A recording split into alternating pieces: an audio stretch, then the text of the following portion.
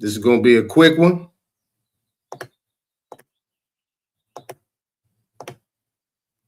And I'm gonna move at my speed, all right, y'all? I'm gonna move at my speed.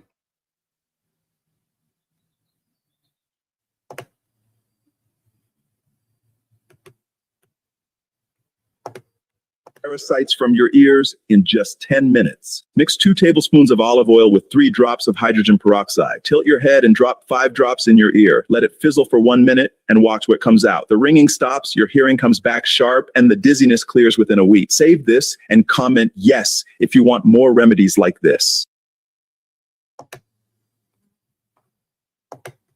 Tell y'all these goddamn Percocets. They want to sell y'all these goddamn antibiotics. They want to sell you blood pressure. Dandelion, in 2 goddamn days, it reverses your motherfucking cancer cells. In 2 days. They'll tell y'all that goddamn bullshit. All that garbage y'all putting in your man. Get away from pharmaceuticals. It's killing us, man. Go back to nature. Oh, got some pine straw. A good fresh pine straw. Some dandelions.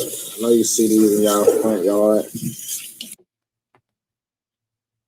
Can y'all view that? Okay. I'm about to make some damn tea with it.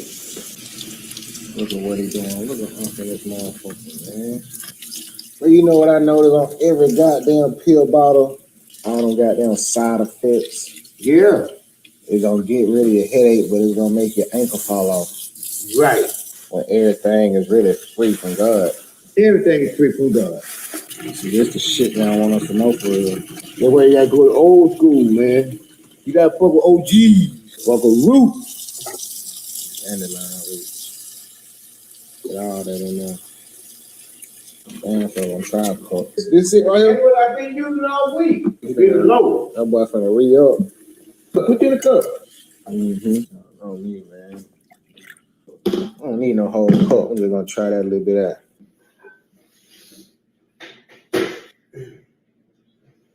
It's earthy, boy. It is earthy.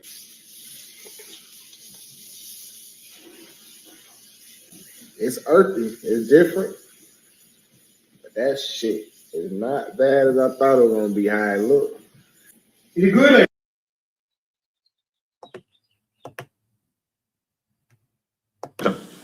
They're black. That's what's wrong with them. And the way I feel, black and white don't mix, and it's never going to mix. They've been here in this country 200 years, and it seems that you show me one neighborhood where integration worked. I don't think there's a neighborhood where integration ever worked, where it didn't go totally black. And we don't want that to happen here. And we're going to do everything within our power, through legal means, to make sure that this neighborhood stays white. This clip comes from a documentary called Rosedale, The Way It Is, produced by journalist Bill Moyers. It aired on PBS in January 1976, and it documented what happened when a black family, the Spencers, moved into this all-white neighborhood. Their house was firebombed. A pipe bomb was thrown through their window on New Year's Eve while they slept with their 3 sons. A note attached to it threatened to kill their firstborn child. And the 2 men arrested for the bombing were acquitted. But the Spencers didn't leave. And what this documentary captured, the rallies, the patrols, the open hatred, wasn't Alabama in 1955. It was New York City in 1975.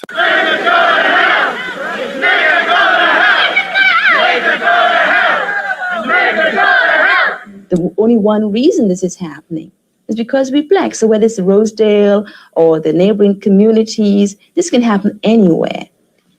If their strategy was to chip away at this community piece by piece before they could take it over, they blew it. We're all alert, we're watching, and we're not about to let them come in and take over. Every night from 8 to well past midnight, Roar volunteers cruise in patrol cars through the streets of Rosedale, searching for outsiders they feel are a threat to their community. Andre Noblace, a former soldier in the Belgian Congo, came to America with $10. He worked literally day and night as a security guard and dishwasher, and now owns his own home in Rosedale. Why is this so important to you? Well, it is very important to me. I live over here, and I want this place to be very safe. I want to keep colored people out of the community of Rosedale.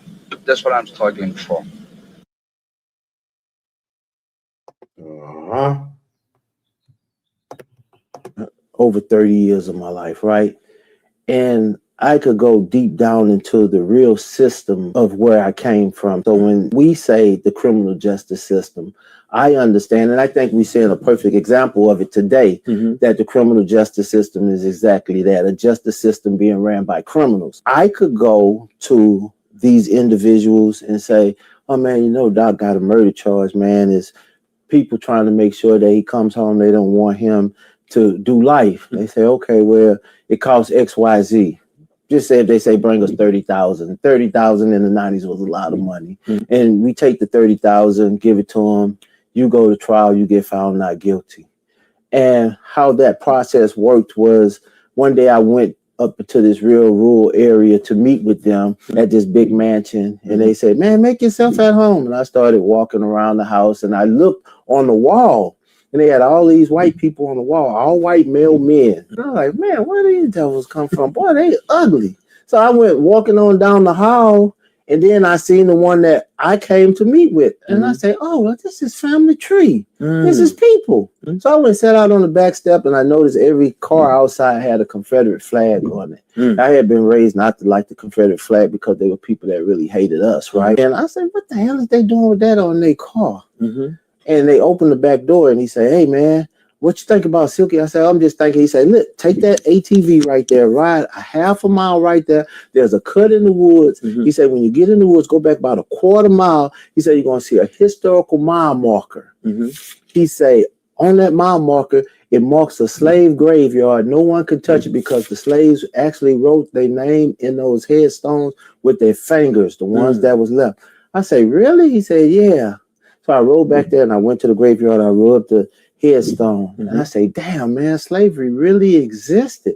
And God spoke to me and said, yeah, that's why they'll take $30,000 from you for one of y'all killing each other because you're in the hands of your former slave master. And he never cared about you. Oh. Or 340 acres of land for $1,200. I think the tax on it was about $1.50. Yeah. So we were tobacco farmers. So that's all we did. We farmed and raised a lot of livestock and large garden. People who came to visit from the city, they loaded up with the It's best to plant a large garden and a small one for pollination purposes. And then it just passed down from one generation to the next generation. He left it to my brother, my oldest brother. They used to leave it to the oldest male that's living the son to keep the name and keep it going. That's right. Mother marched in Selma, Alabama during the Civil Rights Movement so that I could have the right to vote, she said. I'm raising 2 kids on a hospital tax paycheck. She said, I don't vote blue because I love the Democrats. I vote blue because the Republicans are coming for my son's Medicaid. She said, I vote blue because they're coming for my daughter's education, her library books, and so forth. She said, you say that both parties are part of the same system. Maybe so, but what are you actually offering me, she said? What are you offering somebody like me in November or in an election year? Not some Islamic civilization 100 years from now, but this week, right now, here and now in America, when I'm about to cast my ballot. Okay, first of all, I'm not running for office. I know you got used to selling your vote in exchange for promises, in exchange for IOUs. Meanwhile, your politicians, by the way, are selling their policy decisions for cold hard cash. They're selling their policy positions for board positions and corporate shares and so forth. But you got used to being appeased and you got used to being catered to with pretty sounding words. And now you want me to use those same pretty sounding words as if I want something from you. There's no transaction here. I don't want anything. Okay. Now, first of all, let's be clear about something. Your grandmother did not march in Selma, Alabama for the right to vote. No. I know that's what you've been told. I know that's what the textbooks say. That's what the legends all are. That's what the speeches and the documentaries and whatnot about the Civil Rights Movement tell you. But obviously, no one nobody is going to take a billy club to the side of the head just for the right to put a piece of paper in a box. No one is going to bleed on the Edmund Pettus Bridge in exchange for the privilege of pulling a lever in a booth. That's not what she was doing out there. That can't be what she was doing out there. Not at all. No, she was marching for what voting was advertised to her to be. You understand? For what they told her voting was.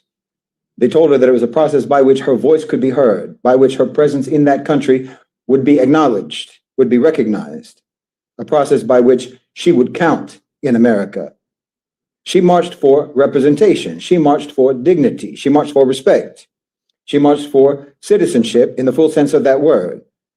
She marched to be a person whose existence in that country could actually shape the way the country operated. You understand?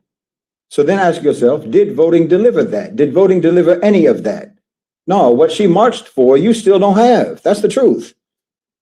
So now all you did was inherit a ritual, a voting ritual, an election ritual, and you call that her legacy. So now you go out every 2 years, every 4 years, and you perform that ritual. I mean, that's like if your grandmother fought for the right to chop wood so that she would have lumber to build a house, right? She fought for the right to chop wood. And now 60 years later, you're still going out chopping wood, stacking it up, but the permit to build the house never came, and it never is coming.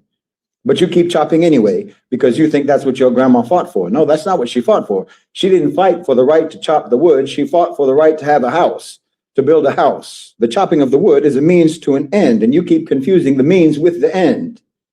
And the people who are running the system are very happy that you're getting those two things confused. Voting is not what she fought for. It's not what any of them fought for. Representation is what she fought for. Dignity is what she fought for. Respect, participation. That's what she stood for, and that's what you should be standing for today. And I'm here to tell you that what she stood for has almost nothing whatsoever to do with what happens on the first Tuesday of November in an election year. That's not an opinion. That's not an opinion. That's the truth. There's a study by a law professor at the University of Chicago, Nicholas Stephanopoulos. He looked at federal legislation, and he asked a very simple question. When African Americans support a policy, does it become more likely that that policy will come into being? You would think yes, obviously. You would think yes, because that's what representation means. But what he found was the exact opposite. As white support for a policy goes from 0 to 100%, then the chances of it passing rises from about 10% to about 60%. Okay, that's representation. That's what representation looks like in the data.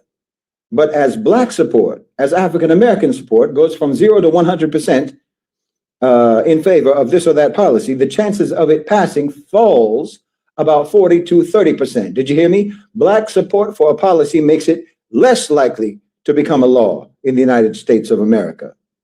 That's not underrepresentation, that's negative representation. It means your endorsement of a policy is detrimental for legislation in that country. It's detrimental to the policy if you're for it.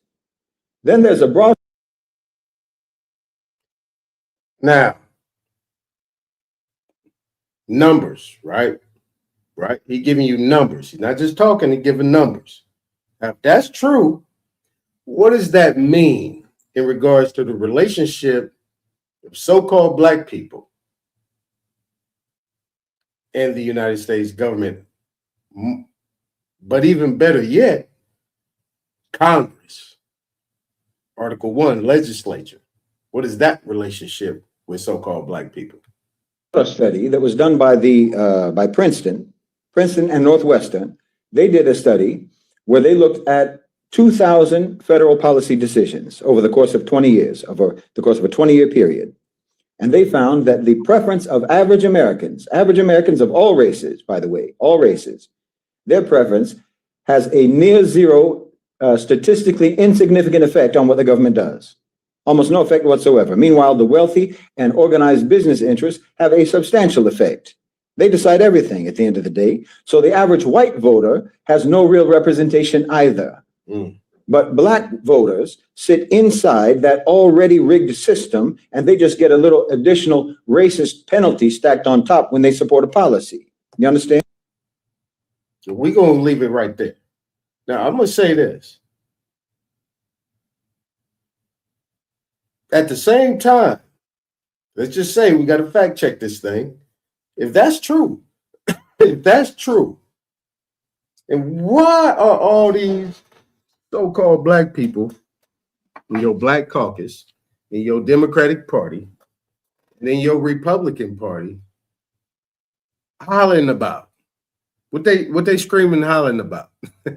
That's the case. Because they've been there. They admitted they've been there since 1965. They got their, what they call it, they got their democracy in 1965. So do the math, 61 years. And he's running off these numbers, these stats. These are stats. Statistics. What does that say about them? Leadership. That's why I say no leaders are what we consider to be a leader. Or what they're saying is to be a leader. They might be having some form of power, but it's power leadership. It can become a power trip. Conspiracy, but in 1953, one man named Norman Dodd, no political agenda, just a banker and the chief investigator for the Special Committee on Tax-Exempt Foundations, he found Carnegie, Ford, and Rockefeller using tax-exempt money to turn the classroom into a propaganda operation. What? That is... Now, you remember what we talked about yesterday. What I showed yesterday, remember the sister that came up and she was talking about they're changing the education system where certain things aren't going to be considered to be professional and all that. Yeah. It's not a conspiracy theory. That is not a tweet. That's what Congress wrote down. If anybody saw PBS, right? You saw Channel 6 in California. In PBS, all the things that were done when they had all these documentaries and all these different presentations they had on Channel 6, it was sponsored by who? The Rockefeller Foundation, the Carnegie, that's how you say it, the Carnegie Foundation. Okay, Ford Foundation, remember that? Mm-hmm. Carnegie, Ford, and Rockefeller was rewriting history inside the textbooks, not editing, rewriting. There's folks from the legal counsel who wrote books on this shit. Again, banker and chief investigator for the Special Committee on Tax-Exempt Foundations, Norman Dodd, sent his assistant, Catherine Casey, to read the Carnegie Endowment's handwritten meeting minutes. Tell me why after she read them, she never practiced law again. Think about that. A trained lawyer, undone by what a foundation wrote about itself in private. Carnegie funded a 7-volume study on the future of American history. The last volume said the future of this country belongs to collectivism. A critic don't write that. Carnegie's own hired academics is saying that about our country. The Ford Foundation director looked Norman Dodd in the face and told him their directive was to use their money to alter American life until it could be merged with the Soviet Union. This is on record. Now, Norman Dodd, look into the Frank-Dodd Act. on record, voluntary like Paula Dean. Why? Because they was confident in what happened. And they were right. Because once Congress read that full report, Congress made sure to burn any paper trail that might incriminate the people financially supporting this wild-ass agenda. Carnegie, Ford, and Rockefeller's foundations kept their tax exemptions. Poor kids and black kids kept getting the same curriculum, and the system been quietly pushing that shit like Metamucil ever since. If you are working your ass off, stressing your All right. Pardon his language. Let's continue. You by forcing you to do the work for them. And the average American actually spends 13 hours and almost $300 to file their taxes. I mean, think about what a scam this is. There's a G-man comes in, hey, you owe us taxes. You say, oh, okay, how much? Well, you have to figure that out. You should actually hire somebody to help you do it. And you're like, oh, okay, You don't know how much I owe you? They're like, nope, no idea right now. And you say, okay, well, what if I get it wrong? Well, the G-man comes back and says, you go to jail. Don't pass go. Don't collect $200. And to think our founding fathers started a war over a 2.5% tax hike in a breakfast beverage. And look at us now. We basically work from January through May for free. So the greedy G-man. This the kryptonite. For any so-called black man, black woman want to talk about racism. Kryptonite right here. Okay? He said we work from what to what for free? Boy, how about that? Now you would think that tight tie wearing flush pink guy would know about his. Yeah, he gonna know about his books.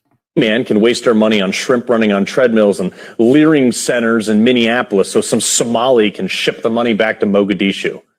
And for all that, the government doesn't even listen to us. For example, 83% of Americans support voter ID, and our representatives won't even pass it. But yet we're supposed to applaud a 2% cut. How about 100% cut? Because the government laundered, stole, and wasted about $100 trillion in my lifetime. No comment.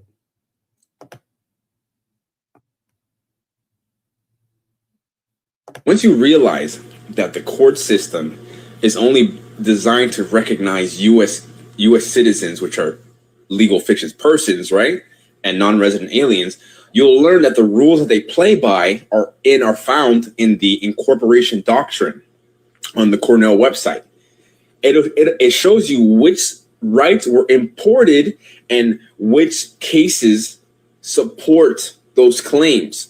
And if you don't say that, if you don't tell the judge, I have this right because it says it in this case, blah blah blah versus blah blah blah, then the court, it won't recognize or claim that I have rights because of the Constitution. The Constitution doesn't apply to U.S. citizens. The Constitution only applies to white state citizens. If you're not not a white state citizen, right? Your status, if you're not a white state citizen, the Constitution does not apply to you. So you have to work as if you're a U.S. citizen. Remember that. We're gonna come back to that. So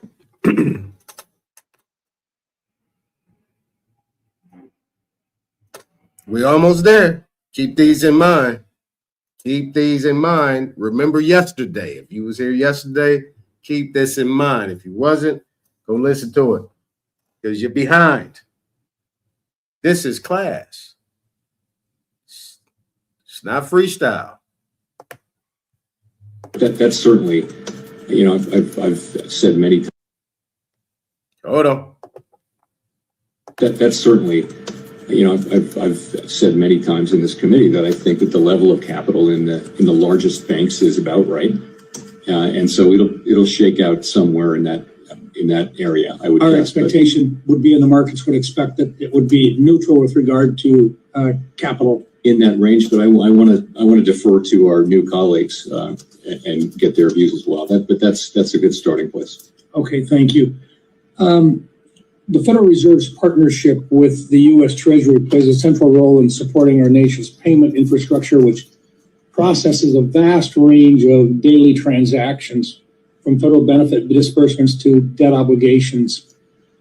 Could you outline the Federal Reserve's role in supporting and managing the Treasury's payment systems, including how the Fed works to keep these systems secure, efficient, and capable of handling the government's high volume of daily transactions? All right, pay attention now. Pay attention. I'm just going to check your fortitude and how fast you can keep up, right? That's the question. The question is, how does the Federal Reserve keep up with the Treasury and the transactions every day? These transactions, these daily transactions,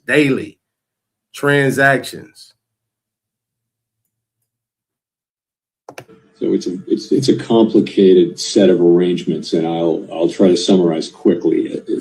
Why is it complicated? Effectively, Congress authorized spending, and then the agencies carry out those spending orders And when the way they do that is they send an order to pay a payee, a recipient, to the Treasury Department. Upstream, before it gets to the Fed, all of these decisions are made about, is this an appropriate order? Is this payee on the don't pay list and all those things? Once all of that is set, it comes to the Fed, and by that I mean 4 or so of the reserve banks, and we actually make the payment. We take the money out of the Treasury General account and we make the payment.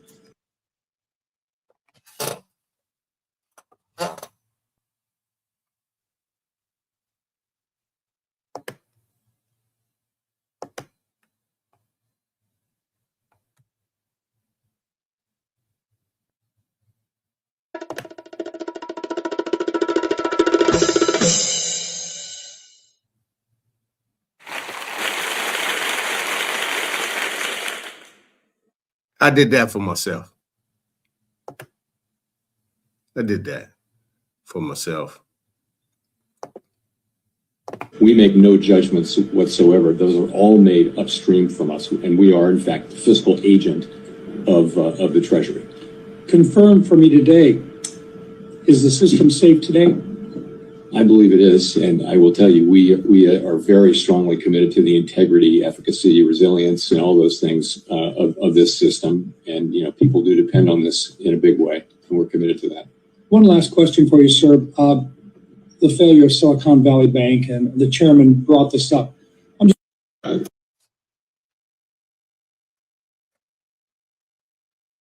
Keep that in mind.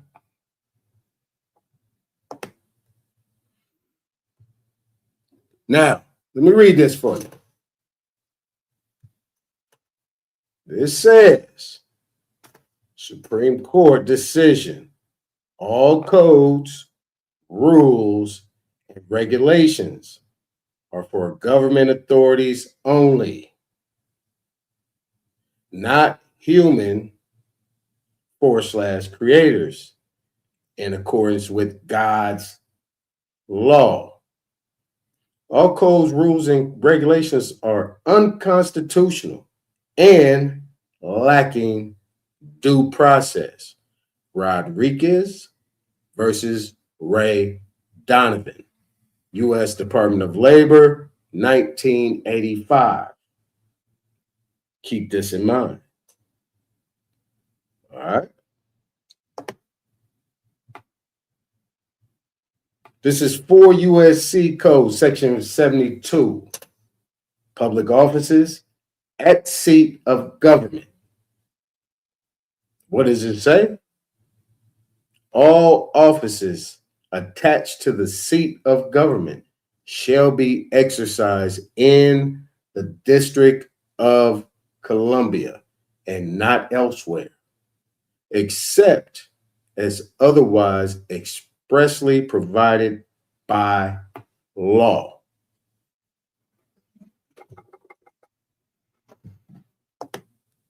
Now,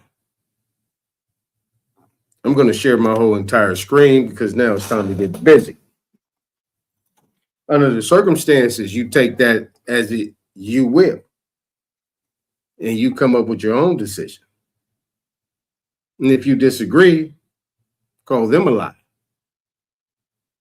This is what they're saying. This is what it is. This is actually what is going on every day. You're talking about daily transactions where the Federal Reserve is acting as fiscal agent, right? I mean, I know the code, but I'm not going to tell you the code. But the code actually says, right, and this is in Treasury regulations, that not just the Treasury, but actually national banks also act as fiscal agents in their connection with the Treasury. I mean, with the Federal Reserve. Now, what I want to do is I want to focus on, and let me go ahead and cam up real quick. Hey, what's going on? I am not a crook. Hey, but check it out, though. Here we go. We're going to go right here. This guy, this young man is interested in what he says. he uses scripture, and it's decent.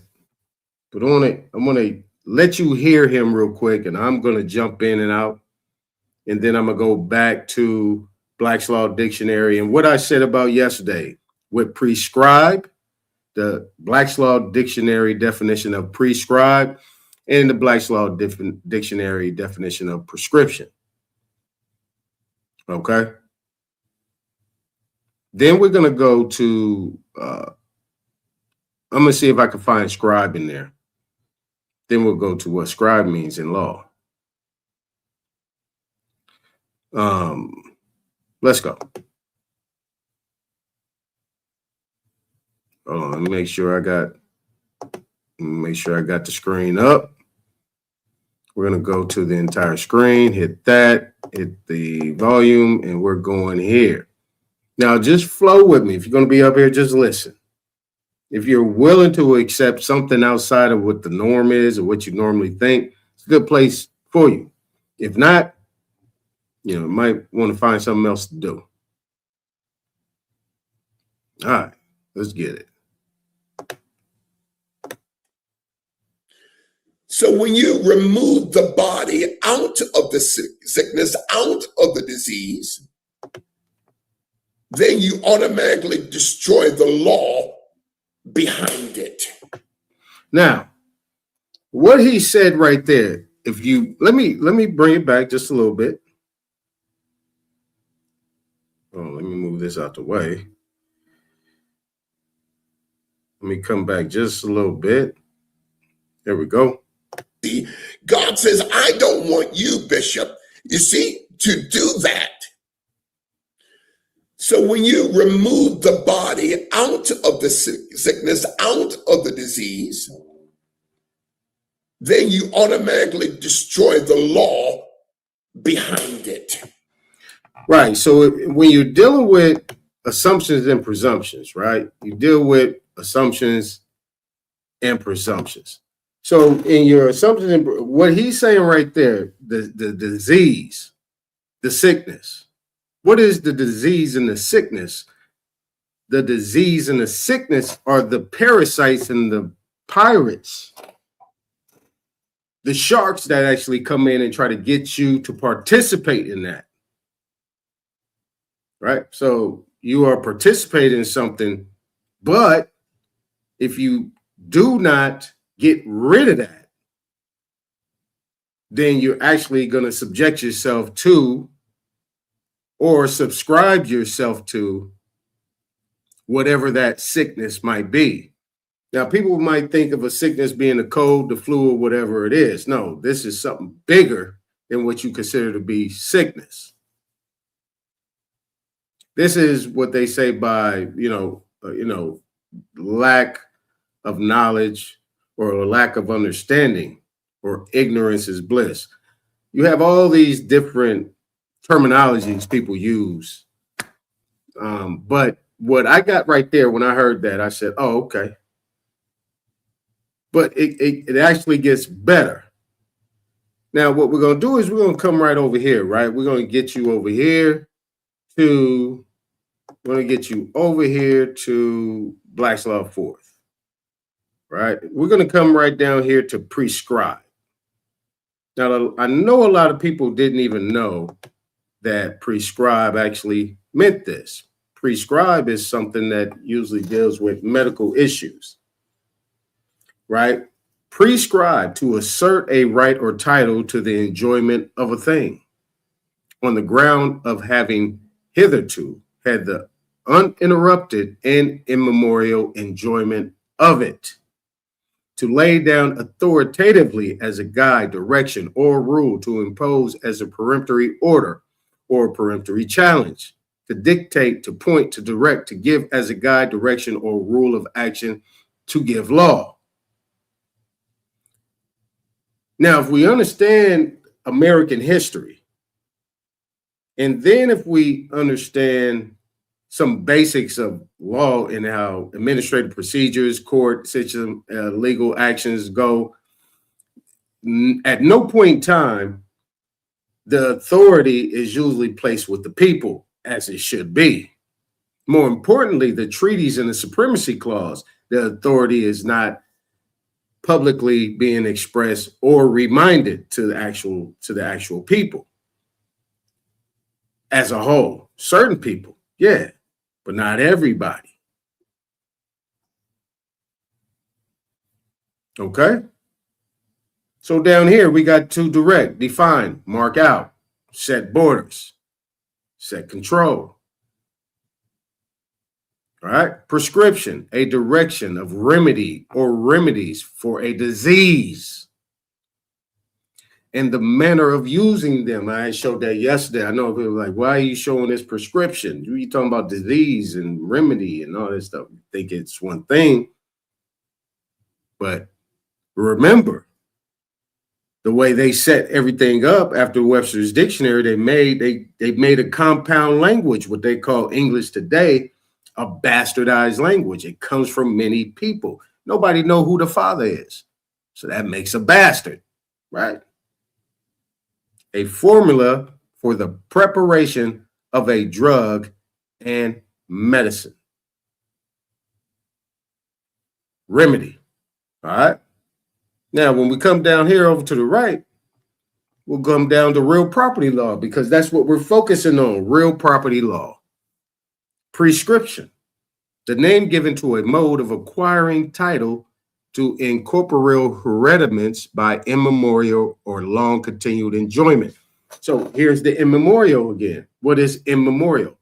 That means that it's time that can't even be clocked, right? You don't even know what time it is. There you go. Now let's go up to international law. In international law, right, is acquisition of sovereignty over a territory through continuous and undisputed exercise of sovereignty over it during such a period as is necessary to create, under the influence of historical development, the general conviction that the present condition of things is in conformity with international order. Now, if that's the case, undisputed sovereignty, exercise of sovereignty. Now, this is where you go to the history books. So we're dealing with real property law, right? We're dealing with the land. And then we're dealing with international law, what is recognized across the world, historically, in the books. And you got case law. Just keep that in mind. Just keep it in mind. Let's go back. Let's go back to this young brother right here. That is the mantle of the deliverance minister. But the exorcists, they don't understand that revelation. They said, I need $5,000 for me to cast out your demon. Don't that sound like a lawyer? A bar attorney, right? A British accredited registered attorney.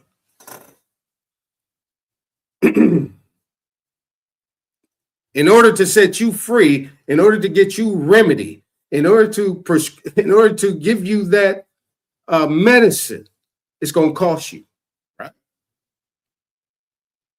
You go to the hospital, you go to the doctor, they're going to prescribe something to you. But really, that prescription on that end, just like the prescription on the other end, because malpractice also, as I mentioned before, based on the Uniform Bonding Code, doesn't just pertain to doctors. It is pertaining to anybody that has taken an oath with their hand up to the sky, saying that they will take this oath to defend, right, the people against all enemies, foreign and domestic.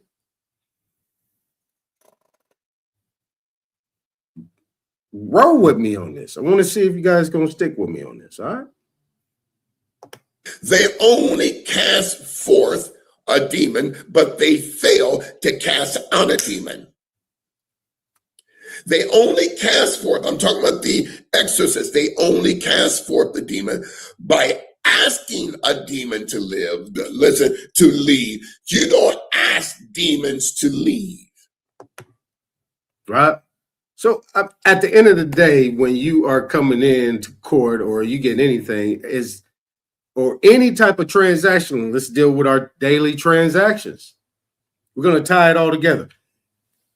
Does anybody that you know actually come out with the remedy and what they actually ask for? Or is there always something where you're meeting in the middle and then an NC, ND, or what do they call it? Non-disclosure, NDNC, non-disclosure, non-circumvent, it comes into play. And it's pretty much on the seal. Nobody sees it. It doesn't make precedent. You never get to the point where a jury of your peers is going to make that judge bang that gavel. Complete and total remedy, repair and restore. Never going to happen.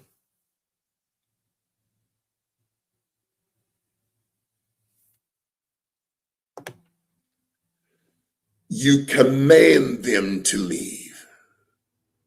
Because the exorcist does not have the apostolic authority and power to remove the body outside of the sickness, nor outside of the disease, because they don't have that revelation.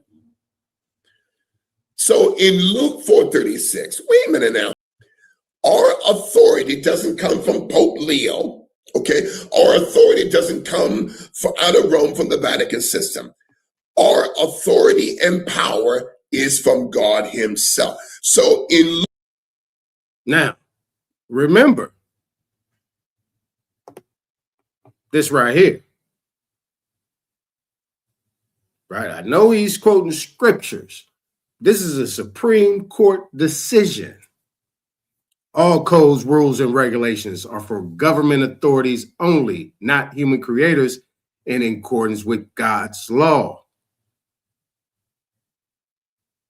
Supreme Court decision right here. So there's something in there that they are following,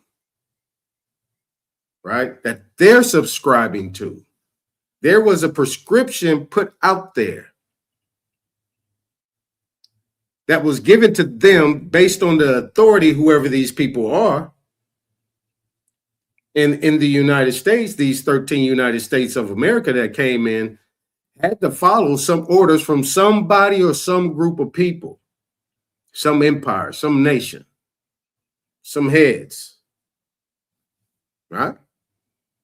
Just keep that in mind. Might be over your head, might not be. Just take your time. Luke 4:36. With authority. Now look at the first 6 letters of the word authority. It's God, God, God. God, God, God, all day, raw God. Thank you, Apostle Sam. It's not enough just to rebuke the weapon, remember? But you must expose the accusation. It's not enough to rebuke the weapon. What is the weapon? The weapon at this point in time is those statutes and codes. Let's go back here, these statutes and codes. Why did the Supreme Court decide this in Rodriguez versus Ray Donovan? Why? Because whoever won this case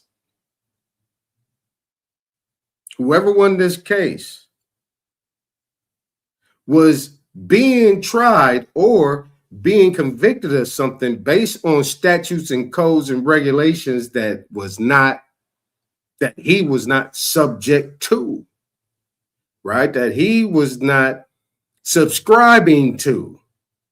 They wanted him to subscribe to that, but he prescribed that he is not that.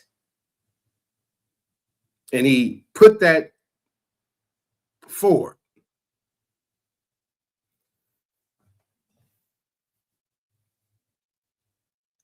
Okay?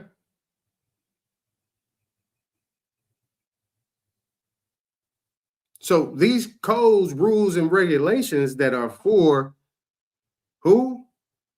Government authorities only. Public officers as well. Anybody that takes an oath is considered to be a government authority because they were elected to do so And those people that are beneath them that were appointed, hired within that system, that even goes to the woman at the window taking your piece of paper or just giving you direction as a clerk or some type of customer service. They are bound by that because they are under those same things because they take their direction from the top. Okay? So let's go back here. The lie. Because if you don't expose the accusation in the lie, then you can rebuke the weapon all you want, but you have to condemn the accusation. Now, I just wanted to stay there with it. I want you to get you there. I did that before with this brother in you know, I did it in a different one, but this is like something new he just did just too long ago. But there you go. That is your conditional acceptance. It's an offer and a counter and all the different things that is going on, right? Now, what we're going to do is we're going to go over to these examples real quick. We're going to jump over here. Wait a minute. Let me make sure that there we go. Yeah. We'll keep that there. All right. Hopefully everybody hit that like button, share it out. Hopefully you guys are enjoying it. All right. So what we're going to do is we went to there, we went to there, we went to there, we went to there. We're going to go to straight acceptance, letter of credit,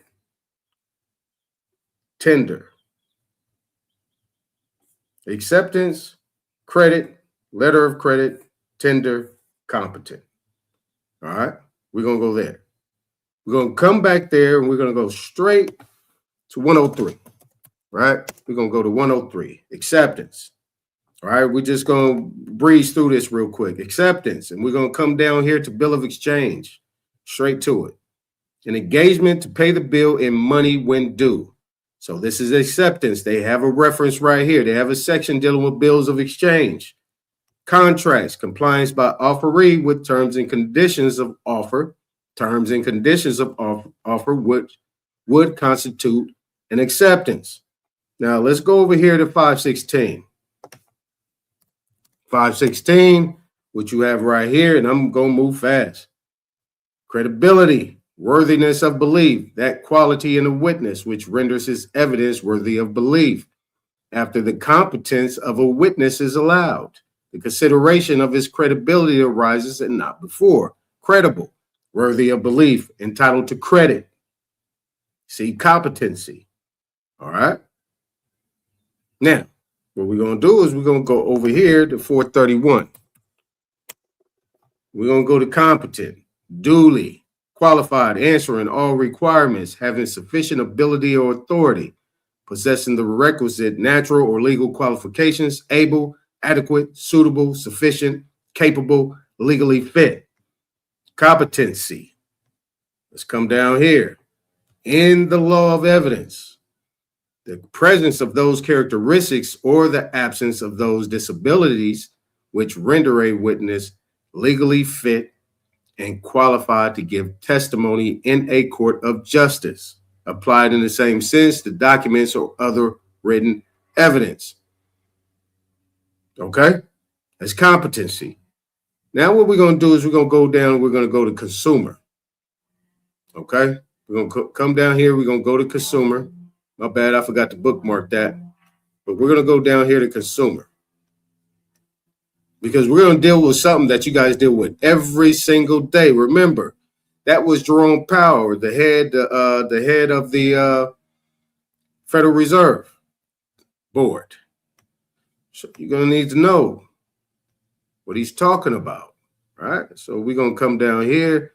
We're going to go to consumer. Consumer.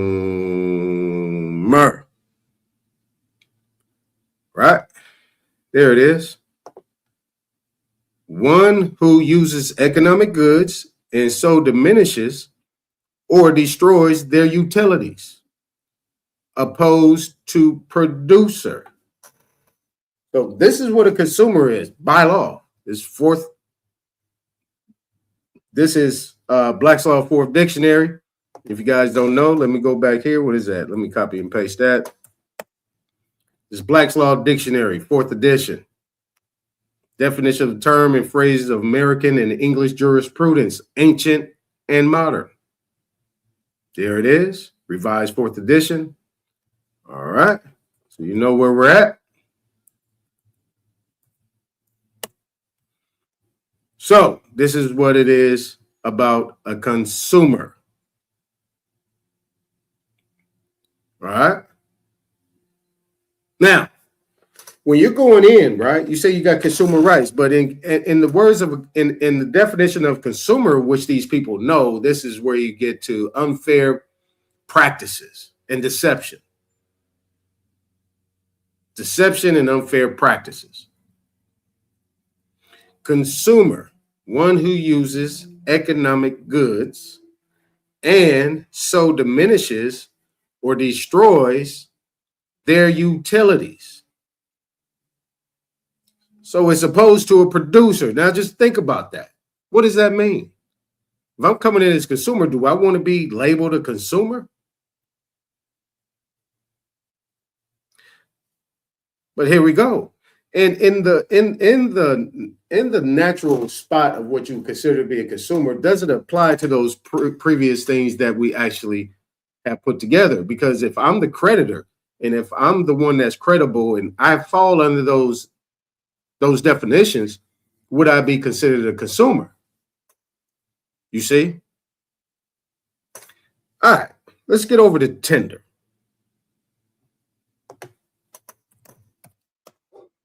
Let's go over to tender. All right here.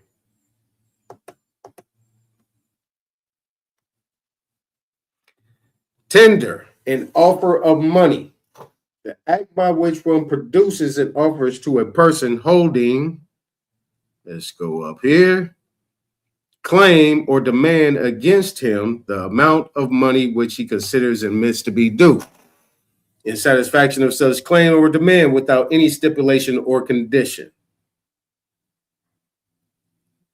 Down here, you got the offer of performance, not performance itself, and when unjustifiably refused, places other party in default and permits party making tender to exercise remedies for breach of contract. So, in the other words of this tender, the tender is also to offer offer performance. So, if I tender this to you, you are to perform something. This is where you get into the definition of what a donor is. And I'm going to jump over there real quick, but I'm going to tell you this just for that. So when you tender, it's always have different examples of what that tender might be. So if you tender something, right, the tender is for performance and for payment. And if they refuse, they're automatically in default. You see, you got the balance going on, right? So bear with me. All right, so we're going to go to negotiable. What is it? 1263. All right.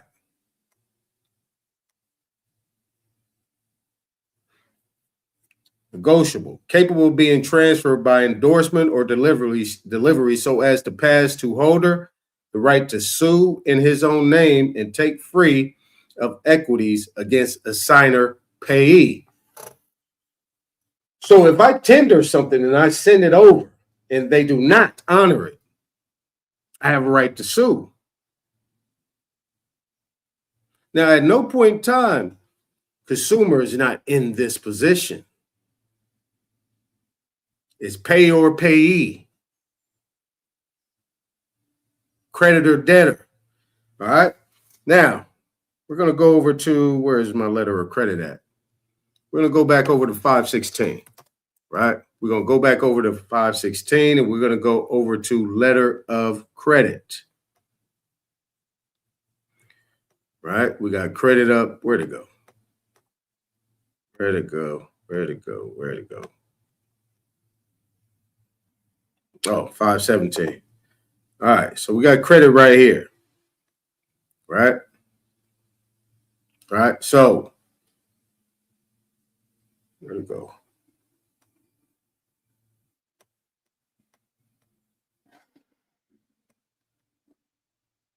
There it is. All right. Letter of credit.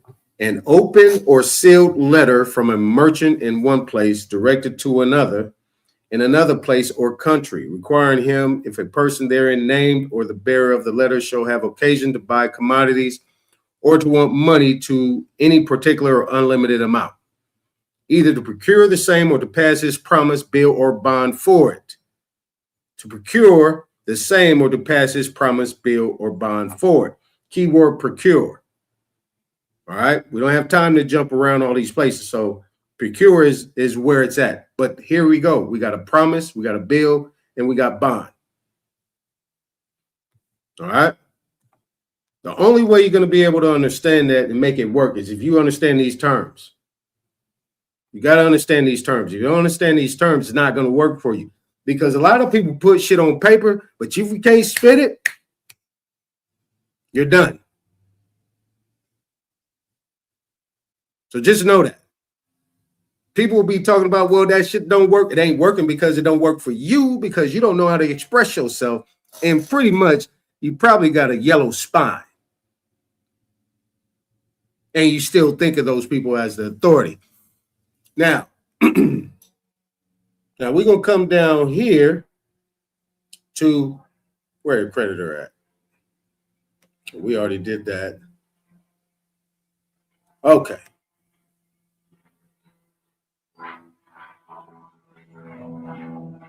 The term creditor within the common law and statutes that conveyances with intent to defraud creditors shall be void, includes everyone having right to require the performance of any legal obligation, contract, or guarantee, or a legal right to damages growing out of contract or tort.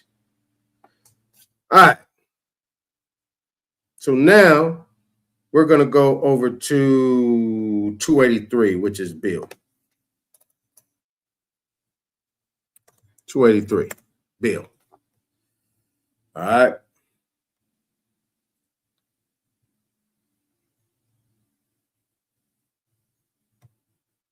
Where'd my bill of exchange go? Bill, bill, bill, bill. There you go.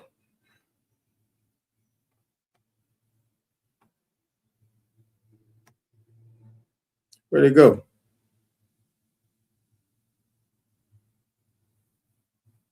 You didn't give it to me. You didn't give it to me. All right. Nevertheless, what we're going to do is we're going to come over here anyway because I got it right here, which is the Negotiable Instruments Act. Right? We got the Negotiable Instruments Act. This is what you need to know. All right? If anybody's telling you that this is not real, look it up. This is called the Negotiable Instruments Act 1881. All I'm going to do is just show you. Here's what it's dealing with. Chapter 2 of notes, bills, and checks. Promissory note, bill of exchange, check, drawer, drawee, acceptor, acceptor for honor, payee, holder, holder in due course, negotiable instrument. Right here, you have right here, which is, this is a notice of memorandum of law and points of authority somebody used dealing with the International Bill of Exchange, which is a notice of memorandum of law, points and authorities in support of International Bill of Exchange.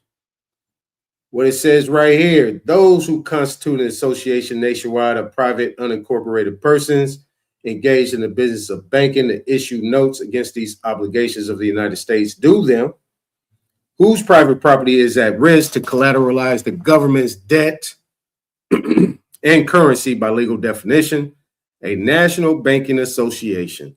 Such notes issued against these obligations of the United States to that part of the public debt, its principals and sureties are required by law to be accepted as legal tender of payment for all debts, public and private, and are defined in law as obligations of the United States on the same par and category with Federal Reserve notes and other currency and legal tender obligations.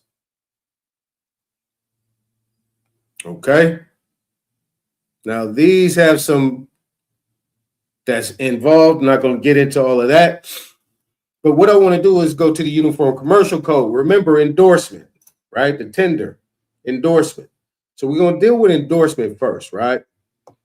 So I showed these things at the end, and I really didn't go into it, right? In the 3-205, you have special endorsement, blank endorsement. And you have an anomalous endorsement. So just know that endorsement is real, but what is that endorsement and how does it apply? Here it is. If an endorsement is made by the holder of an instrument, whether payable, and then you can think about it, see if you actually done this or if you've done the other. Whether payable to an identified person or payable to bearer, and the endorsement identifies a person to whom it makes the instrument payable to, it is a special endorsement. Now, what this is saying, so let's say I'm signing something and I sign it and I say pay to the order of, pay the bearer, or I say pay to the order of Joe Blow Henry. I pay it off to Joe Blow Henry. That means that that endorsement of that instrument, right? That instrument is now considered to be instructed and endorsed specially. I don't know if you guys remember special deposit, right? Special deposit, Corpus Juris Secundum, volume 9, banks and banking. What I showed. If you guys want me to show it, I can show it. But under the circumstances, a special endorsement, you have given specific instructions on what you want that instrument to be. Now, let's go to instrument. So what we're going to do is we're going to come down here. We're going to go to instrument. We're going to find out what an instrument is.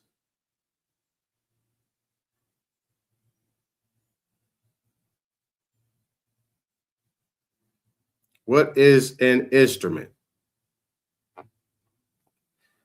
What is an instrument? I mean, instrument. There it is.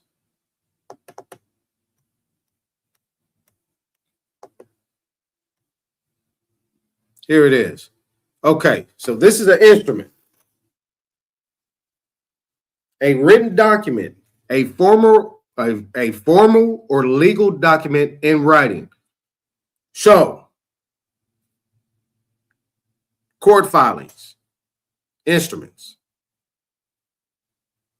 right? Such as a contract, deed, will, bond, or lease. But remember, a written document. So anything in writing by law, if you're sending off notices, demand notices, dispute notices on your credit, you want to dispute the credit and all this stuff these people are telling you, it's an instrument. And if you don't properly endorse it, they can use it as a what? Negotiable instrument. Once you sign it. So when you sign these things, make sure that you let them know that this is not for legal tender. This is non-negotiable. It's private. Non-negotiable. It's private. It's not public. This is not for the public. This is not to be reissued. This is without prejudice. All the different things that you need to state to make sure you let them know, because they will utilize that signature as an instrument. This is the beauty of what people don't know about negotiable instrument law. In HJR 192 in 1933, when they brought these things in and suspended the gold standard, Article 1, Section 10 and Article 1, Section 8. The reason why they did that is so that way they can commit all these different underlying things, if I can say that, all these underlining things without you knowing. Remember what Jerome Powell just said, daily transactions. He didn't discriminate, daily.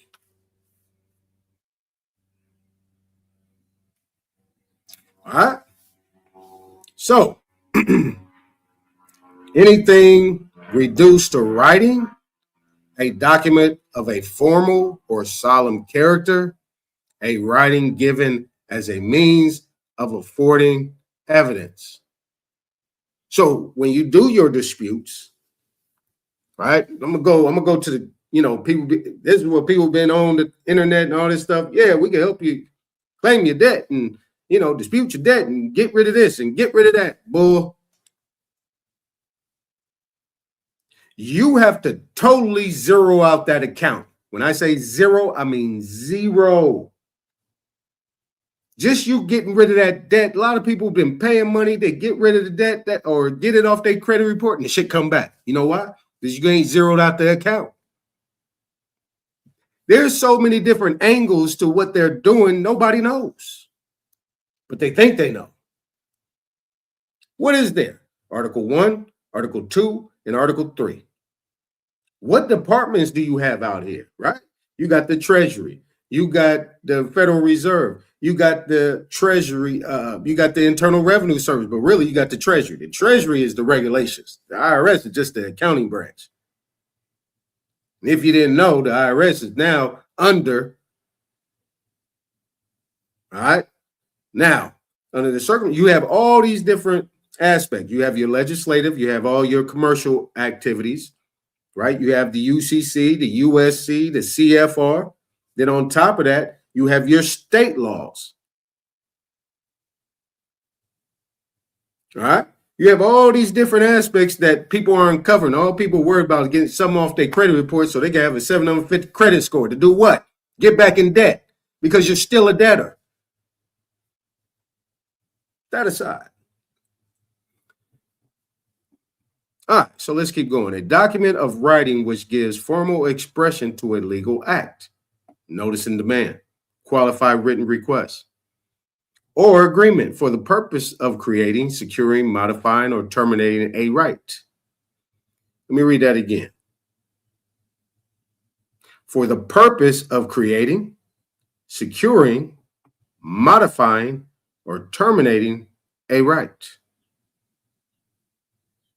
So when you send off that QWR, you send off that demand notice and dispute and all that stuff, what you're doing is you're renegotiating the contract. This is where we get back into what? We're going to get back into the endorsement definition. All right, so just keep that in mind. Now we're saying in the law of evidence, anything which may be presented as evidence to the senses of the adjudicating tribunal.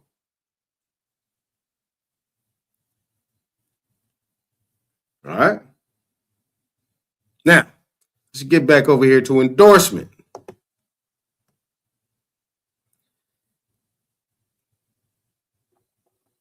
So, if it's not special, then what is it? B, if an endorsement is made by the holder, remember right here, 3-205 of UCC, and that's Article 3. If an endorsement is made by the holder of an instrument and is not a special endorsement, it is a blank endorsement. And remember yesterday, if nobody was here, if the people weren't here yesterday that's listening now, what I said was that when we did, when I say we, it's a group, when we do we do audits, right? We do audits on mortgages, securitization, on instruments, pretty much just on instruments. And when I say everything is an instrument, I mean everything is an instrument. I'm about to show you. And it is not a special endorsement. It is a blank endorsement. All the audits that came back said it was endorsed in blank. Why? Because there was no specific instructions given. So when you signed your name, it was not restricted and there was no order given. When we say instructions, or we give an order to do X, Y, Z. Because you don't know that the application, that deed of trust, pulling and service agreement that you're getting for the automobile, that the thing that you're signing for the lights to turn on, for the gas, and all the other things that you're signing for the credit card, you don't know that it's a negotiable instrument. It's a bill of exchange. You didn't know that.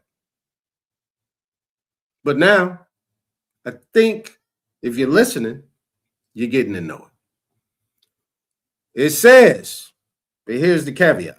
When endorsed in blank, an instrument becomes payable to bearer and may be negotiated by transfer of possession. A loan may be negotiated by transfer of possession alone until specially endorsed. So what it's saying is that may be negotiated by transfer. So let's say if anybody had a mortgage or anything like that, even a car or anything of that nature, or you just stopped paying your credit cards or whatever, and then it went into what they call it was, damn it, it's the word I'm looking for, charged off. So they charge it off, and then you got some other debt buyer, right? Debt buyer. Write that down. Look up a debt buyer and look up what debt buyers do. You look at your state, there's laws against debt buyers and what they must do. Now, they negotiate that. So let's say on a house you owe $300,000. You know what I'm saying? You ain't paid it yet. You got an outstanding balance, whatever, with principal and interest, $300,000. You take that, they say, well, they didn't pay in 90 days. Usually after 3 months, you don't pay, it goes into default. After default, what happens? They go into what is considered to be a non-judicial foreclosure. And I'm about to show you that in a minute. How it looks. And this is just California. What you call non-judicial foreclosure. But what they do is they'll take that $300,000 and there's an insurance policy on it. Because you remember what I said, FHA loans, right? Through HUD. You get these FHA loans, and FHA is really just insuring these so-called loans that they're saying that these private banks are loaning you. But as I'm showing you right now, that's not the case. But what they're doing is they're flipping it into a purchase agreement in order to make sure that they gain some advantage. That is what you consider to be a form of transferring all rights and titles or conveying through your endorsement in blank. So they're negotiating and transferring. At that point in time, it becomes a hot potato. But nevertheless, $300,000, they'll get $150,000, right? So the debt buyer will buy it for $150,000. What they also do is they file a claim. Remember, I was mentioning Schedule A of your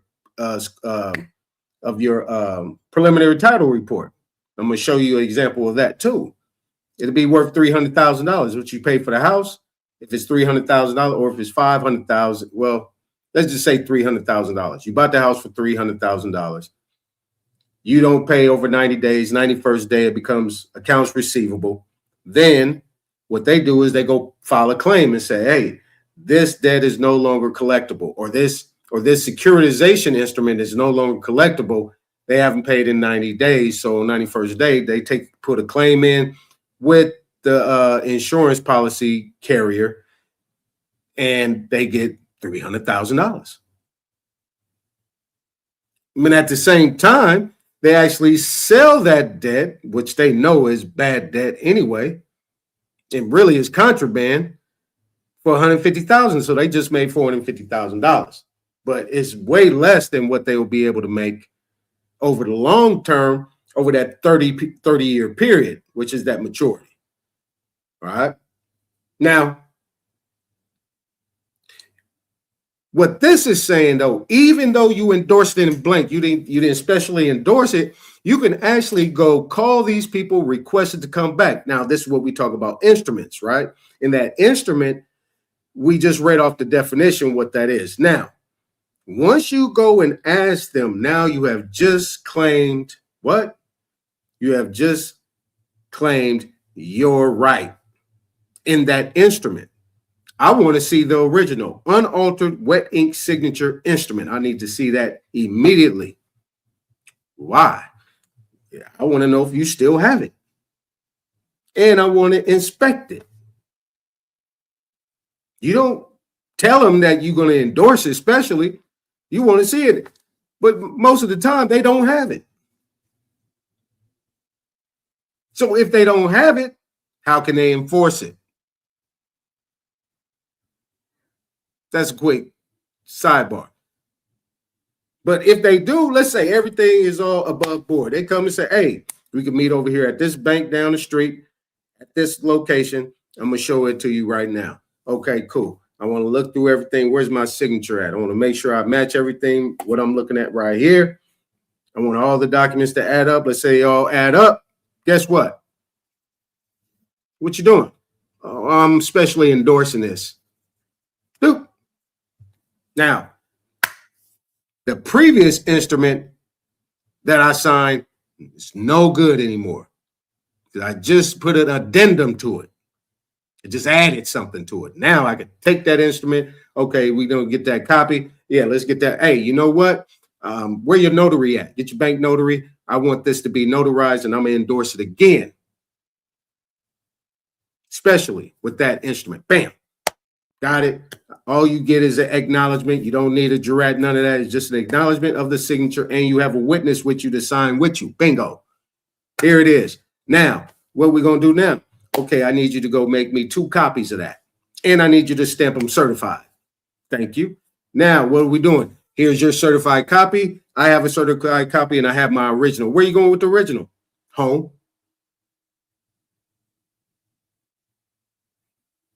Bye. Well, it's mine. Thank you. Now, what I need also you to do, I need you to pull all the information. I'm going to give you 14 days on Article 9, 210 of the Uniform Commercial Code. You got 14 days to bring me all authenticated copies of everything that was utilized. I mean, everything. I mean, my credit run, the application. I need all that. And I need it right here. And where's my grant deed? Because I don't have my original. Where'd it go? Who has it? I need that to come back to me as well because it's mine. Because you know what I'm going to do? I'm going to put an addendum to that because I'm going to accept that deed because I didn't get an opportunity to do it because it was not done in front of me. So I need to do an acceptance on that deed and get it amended and put it back into the recorder, and we're good. All right? Good, good. All right, now we're going to come over here to payment. Since we're on UCC 3 right now, here's the definition. 3-602 payment. A, subject to subsection B, an instrument is paid to the extent payment is made by or on behalf of a party obliged to pay the instrument, and 2, to a person entitled to enforce the instrument. Remember, we got instrument here, right? We got instrument. We know what an instrument is. We got that. Now, if you don't have the original, let's say I've been paying for 2, 3 years, 4 years, or whatever it might be. I've been paying for a little bit of time. And something just comes to me and says, hey, did you know? No, I didn't know. Well, yeah, you can actually, request to view them documents. I can. Yeah. Well, how about this? Let me go ahead and do that. Yeah, cool. You don't have it. You don't have the right to enforce it. Anybody can make a copy. You just set yourself up for forgery. Contraband. Interstate trafficking of contraband. RICO. Wait a minute. This is just a little mortgage loan. Well, wait a minute. If it's contraband, it's contraband. If you do not have the original and you're showing me a copy of my signature and you're billing me, that means you have my social, you have everything. You're reporting to the credit bureaus, everything. Wait a minute. Hold on. I can go right here. I can pull out my social security card. The social security card says, do not give this number to anybody. And when we ask for it, when we demand it back, you must give it back. So that means y'all in trouble. You know why y'all in trouble? Because I'm going to get in trouble. Because it's going to seem like I'm participating in the fraud. And this is another thing they don't tell you in the courts too, because they know that you have given information you probably shouldn't have given, and you didn't ask the questions. But you can get out of that for the simple fact that it has been marketed and advertised itself as such, but that is considered to be false advertisement as well. Number one, you came to me as a lender. Number two, you're operating and stating in the public that you're the creditor and I owe you something and I did this, I did that. That is considered malfeasance, malicious intent, libel, and defamation of character, by the way. So that's what I want to go to right there. Now, remember we went to letter of credit, right? This is Article 5. These are definitions. We're going to go through these definitions, some of these. Right here is the main one, applicant.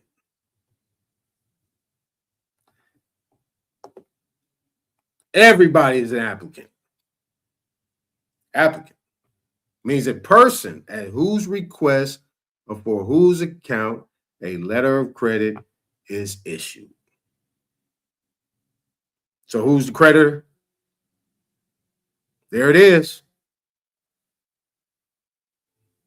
There it is. Let's come down here. What is a document? Means a draft or other demand. Remember, instrument. Got another word. Draft or other demand document of title or certificate of title. Investment security certificate. Oh, I just said that, huh? Invoice or other record statement or representation of fact, law, right, or opinion.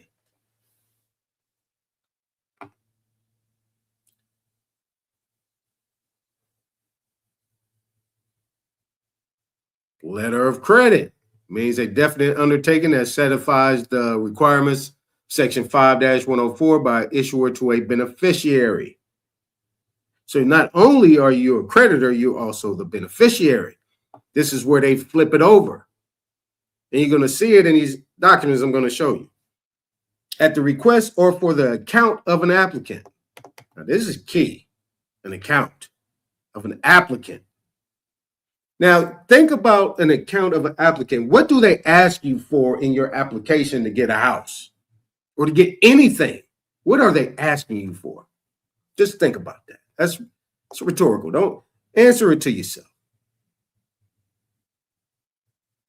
All right. It has acceptance, and it has value. So these are there. Now, what I'm going to do right now, I am going to pause for a second. I'm going to pause for a second. And take a quick deep breath. And then we're going to come back to my show and tell. Okay? Appreciate everybody being here. I will look at the chats, but in the meantime, let's just take this quick break. It's going to be a quick one. We just hear my little elevator music, and we're going to be at it. Just give me a quick second. All right.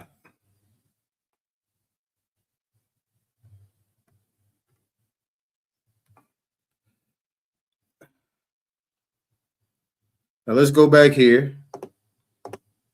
Everybody can see that this is really about what I want to show.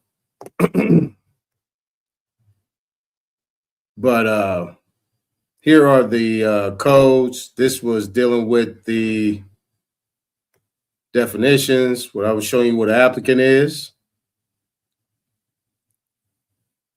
Right here.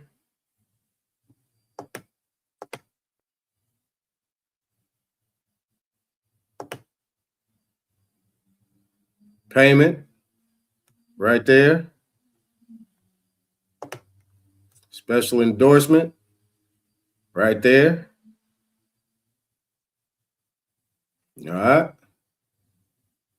All right. So let's get to it. Right now, this is an issue that somebody let me utilize for show and tell. Everything is redacted. Everything is redacted that you would consider to be, an issue later. But if you guys can look closely into the circumstances, right? This right here is a preliminary title report. All right. This is what you would consider to be a Schedule A.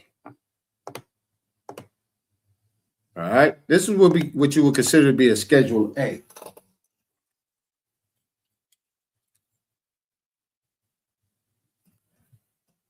All right. Now, this is setting the foundation of what we're looking at right here. Everybody view it, right? All right, let me put my camera on. All right, so look, this is what you consider to be a Schedule A. In the preliminary title report, you'll see at the title office, email, title numbers, escrow numbers, everything right here. Property address right there, effective date. That ain't gonna hurt. Loan policy number. This right here, this has the amount, has names, and here we go. This is what this says. The estate or interest in the land hereinafter described or referred to covered by this report is a fee. Now let's stop right there. Let's go to fee. What that means, okay? These are for the ones that might not know. So this is what you would consider to be a fee.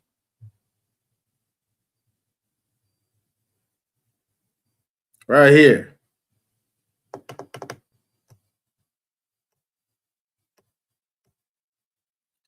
A charge fixed by law for services of public officers or for use of a privilege under control of government.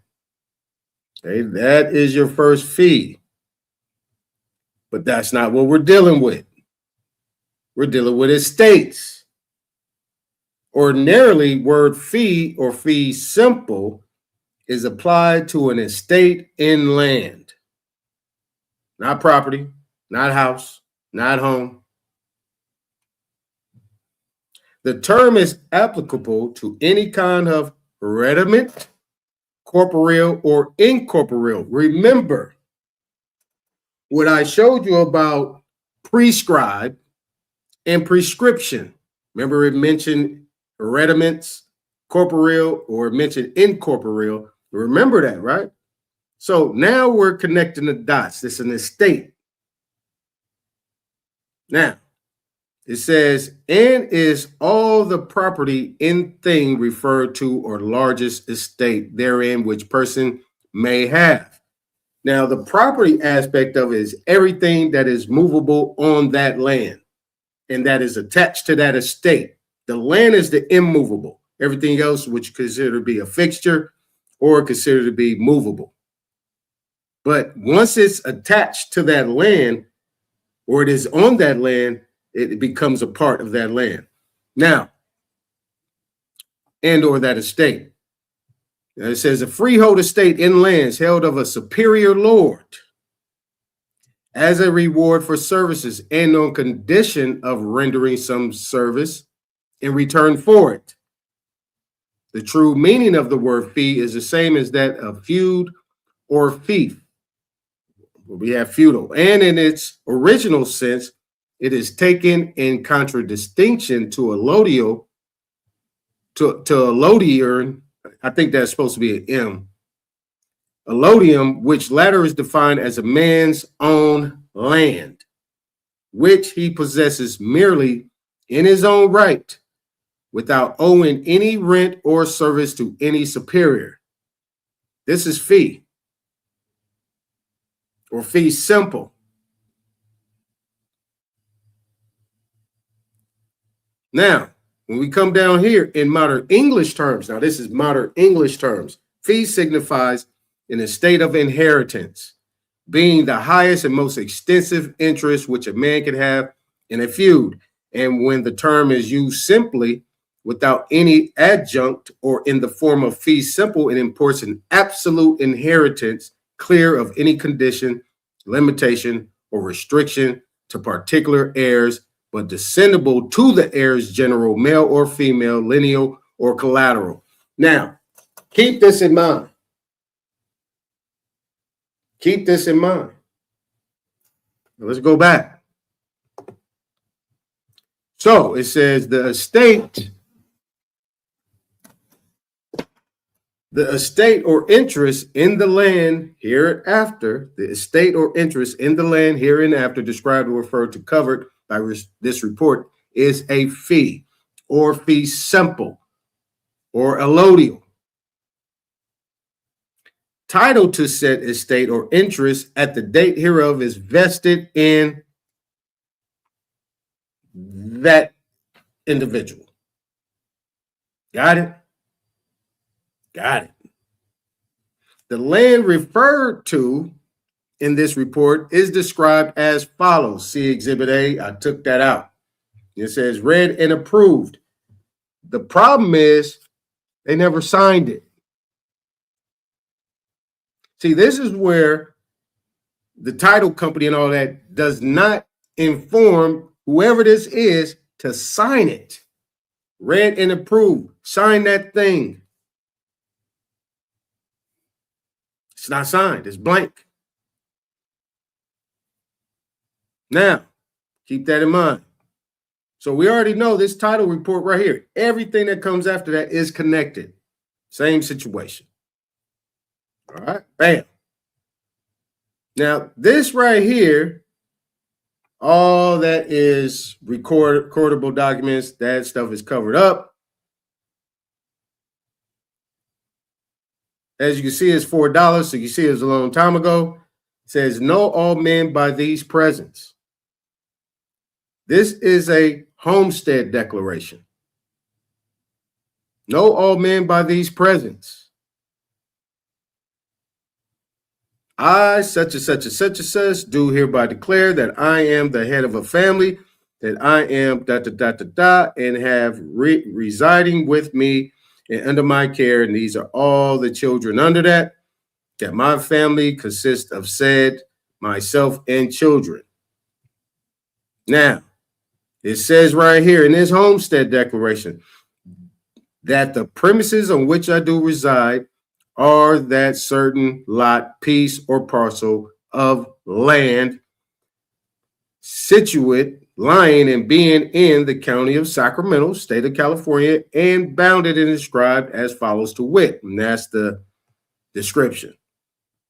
Now look at this right here.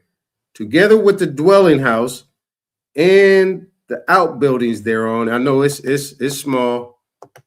I'm trying to get this thing. There we go.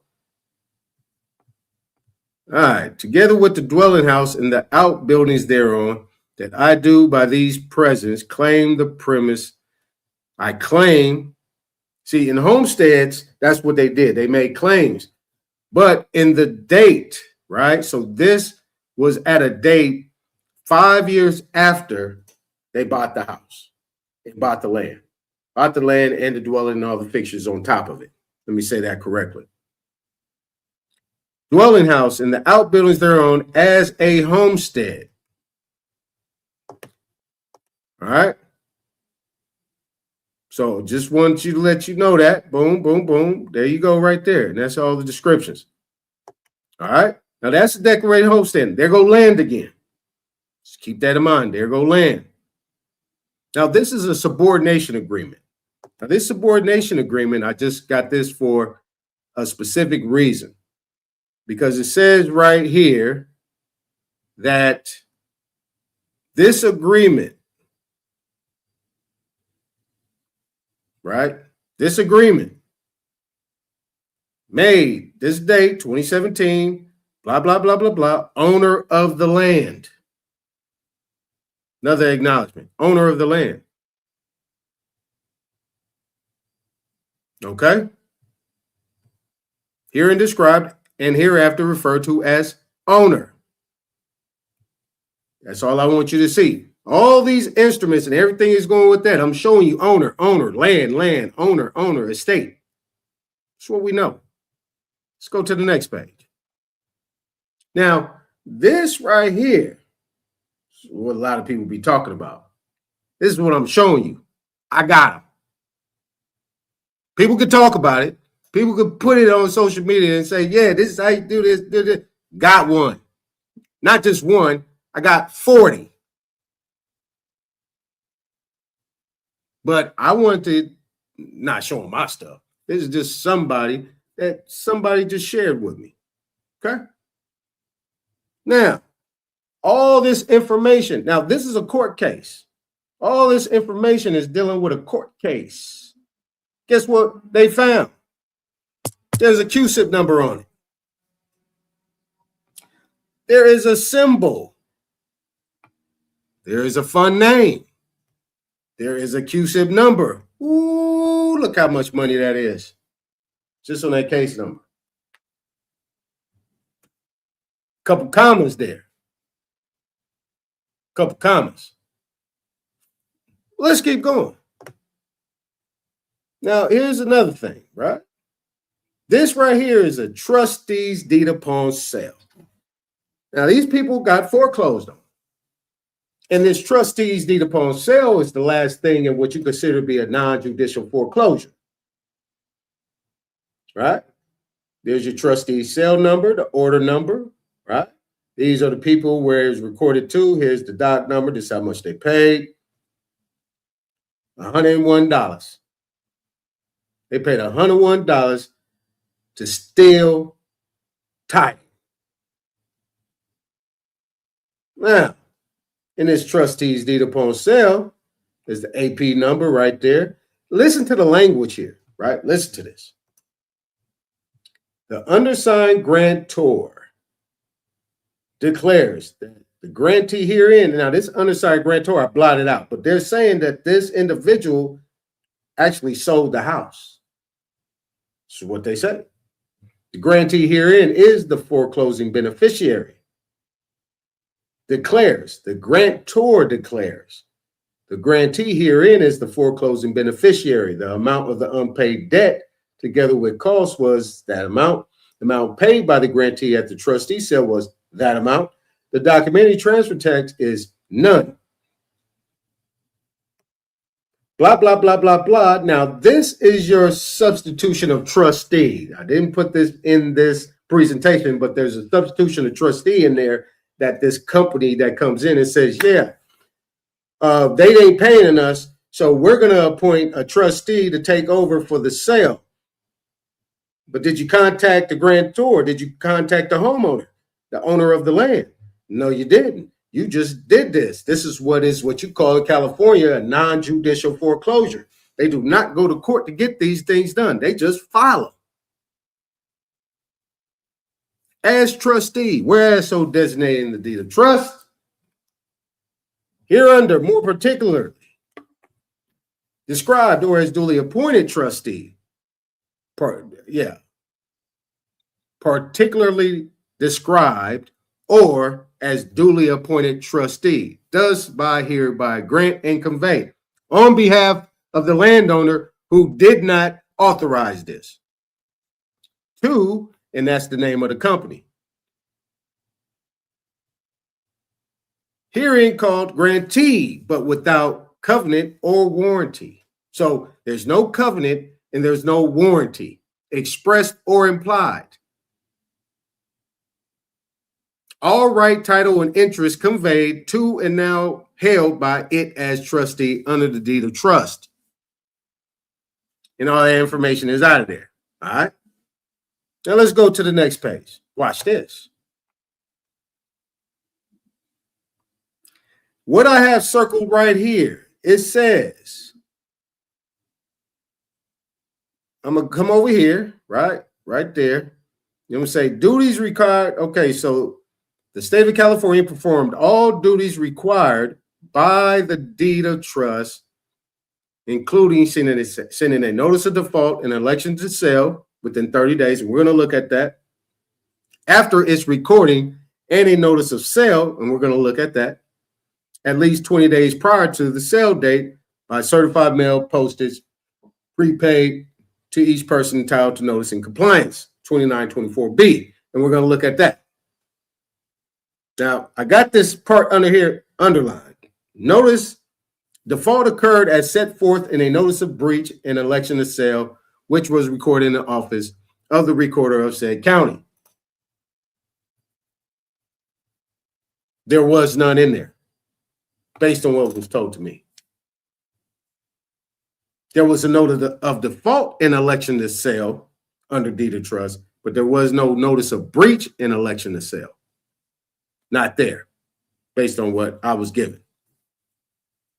We're trying to fix this issue right now.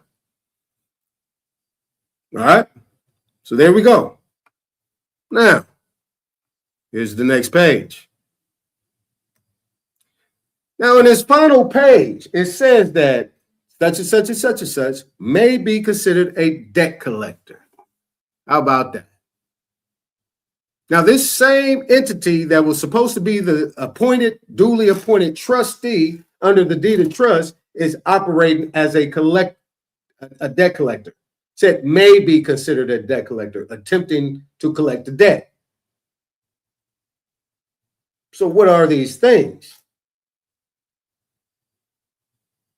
All right, we're going to come down here and we're going to go to this notice of trustee sale. I just want to show you that right there. There it is. There's a notice of trustee sale.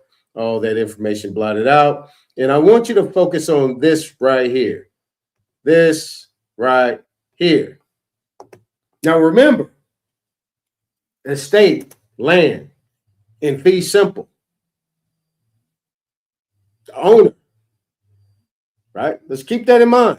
This individual is still considered the owner because those instruments have not been rescinded by these parties that are doing what they're doing. All they're doing is clouding title and utilizing the government entities to participate.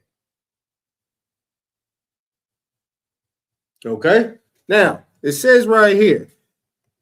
Now, this is under California Civil Code 2924 FB8 capital A, lowercase f, lowercase b, 8 capital A.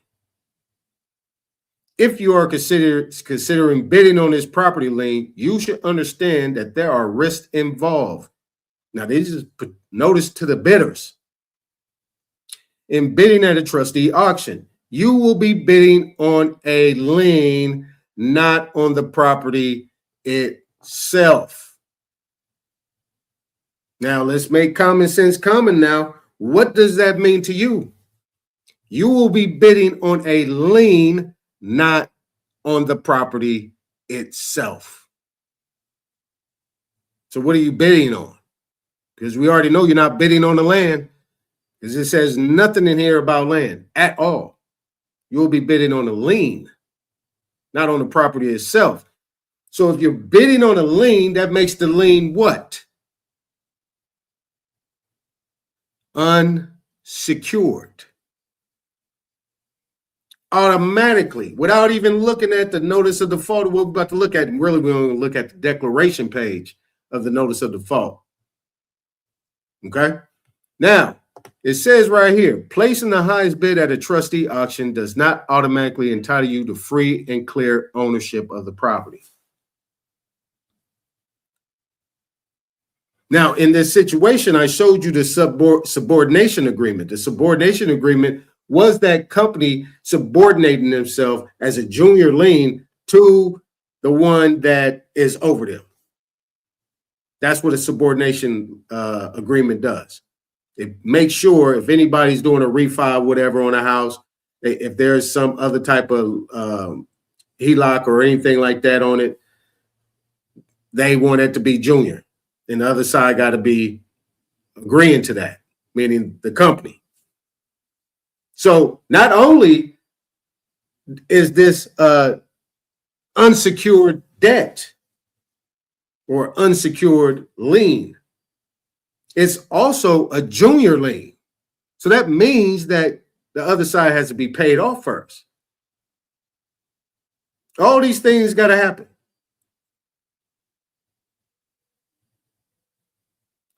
Just want to let you view that as well. All right. Now, this is the notice of trustee sale. So on the last page, it says what? The same thing. It's a debt collection.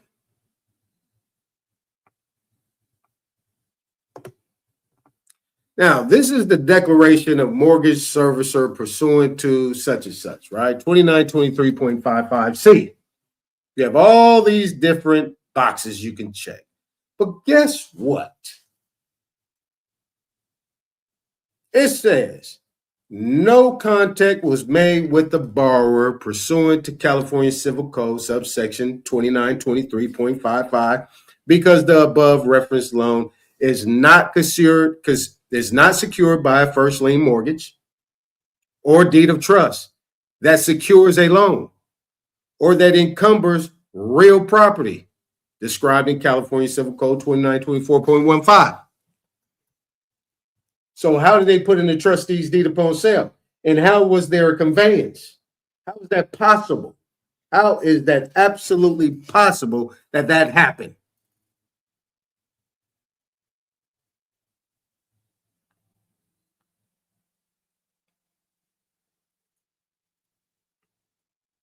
All right.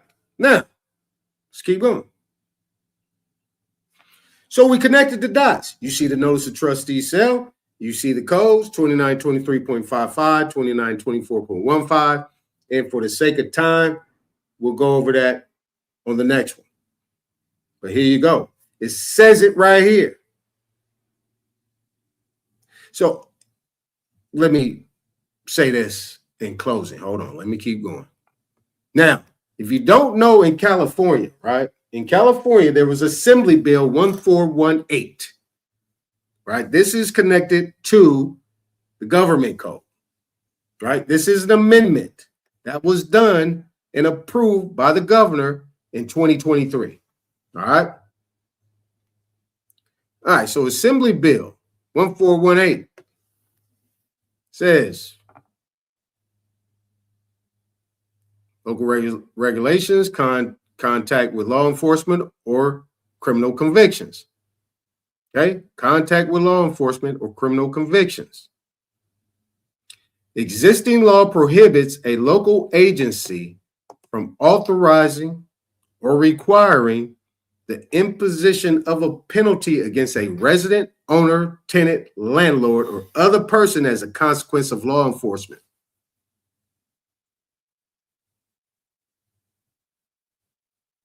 Or emergency assistance being summoned by certain individuals, including a victim of abuse or crime as specified. This bill will prohibit a local government from, among other things, imposing a penalty against a resident, owner, tenant, landlord, or other person as a consequence of contact with a law enforcement agency as specified.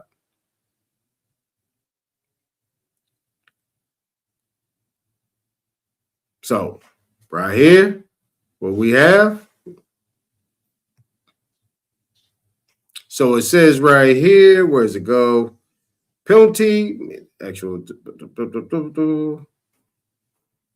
All right. Here it is. B. A local government should not promulgate, enforce, or implement an ordinance, rule, policy, program, or regulation affecting the tenancy that does any of the following: imposes or threatens to impose a penalty against a resident, owner, landlord, or other person solely as a consequence of contact with law enforcement agency, requires or encourages the landlord to do or imposes a penalty on a landlord for failure to do any of the following: evict or penalize a tenant because of the tenant's association with another tenant or household member who has had contact with a law enforcement agency, include a provision in a lease or rental agreement that provides a grant for eviction not provided by or that is in conflict with state or federal law. Now, this came out in 2023 in October. Today, they are avoiding and going against this. What this is saying in a nutshell, and there's an article that came out right around after that says specifically that this right here stops law enforcement. It stops government entities from using law enforcement to evict people for any reason. You must utilize the proper jurisdiction and be able to settle the situation, because it's actually dealt with homeless situations too as well. So just wanted to show you that. Now, here's the last one. Now, this writ of execution, right? They showed me this as well. This writ of execution has certain language in there. Listen closely. So it says,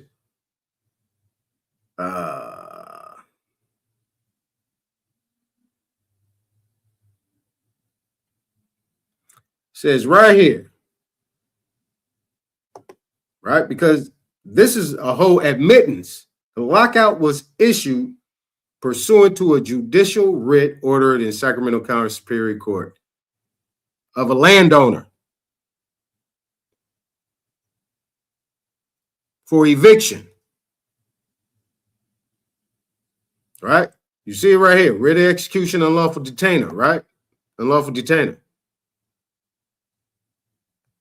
So if you don't know what an unlawful detainer is, that deals with landlord-tenant jurisdiction. So these people actually went into a landlord-tenant court and said, we're the landlords, they're the tenants. And they utilized those instruments I just showed as their evidence. And they also used a fake 90-day pay or quit as if they were the landlord. But right here it says, prior to performance of the lockout, county personnel receive instructions to proceed from legal counsel for the creditor. So they're actually talking about this is from a creditor, not an owner, but a creditor. So somebody got removed, physically removed, and locked out of off their land, pushed off their land, locked out of their home, based on a creditor-debtor issue on an unsecured debt that they can't even prove that they owned it. And on top of that, that they wasn't even in superior position, or what you consider first lien position. Does that make sense? If I'm talking too fast, you guys get it, just rewind it. The instructions, well, this is dealing with the bankruptcy and all that stuff. But right here, it says it again, after successfully returning possession of the property to the creditor's agent. Now, this blotted out right here is right here. This is a counsel. This is a legal counsel. This is an attorney firm. They actually successfully returned possession of the property to the creditor's agent, which was counsel.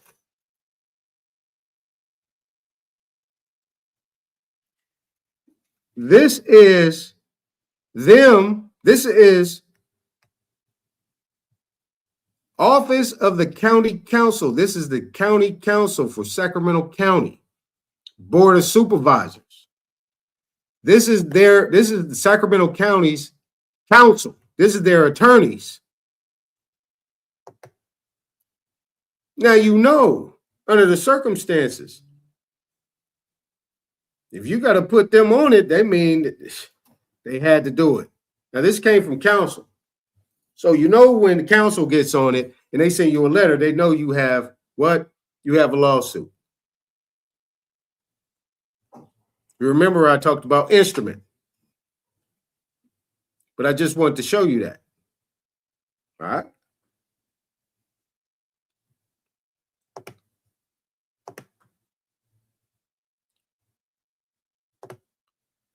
So, under the circumstances, this is what we got for right now. We're going to leave it right there. That's a lot of information, so I'm going to leave it right there. What I'm going to do is I'm going to open up the panel just for a little bit, and then we'll be done. All right, so I'm gonna put that in the chat. Hopefully everybody enjoyed that, or at least got something. Not enjoyed it, but got something out of it. And I'm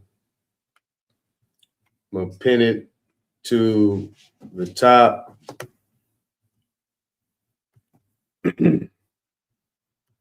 Peace, everybody. Peace, everybody. Pin message.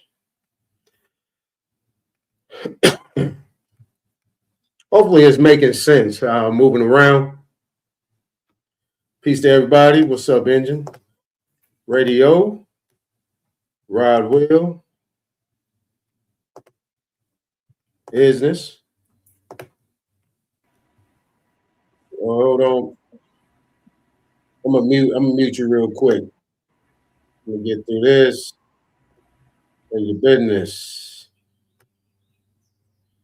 Who else is here? King Chameleon, what's going on, brother? All right.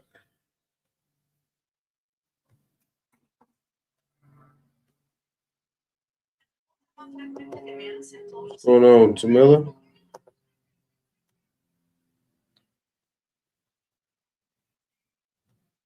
All right. What's going on, D? What's going on, Derek? What's going on?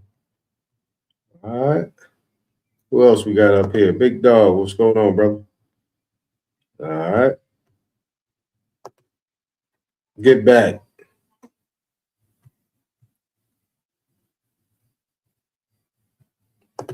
J-Dub, you on the panel. All right. Oh, dude, what's going on? Nate, what's going on? All right. All right, that's far enough.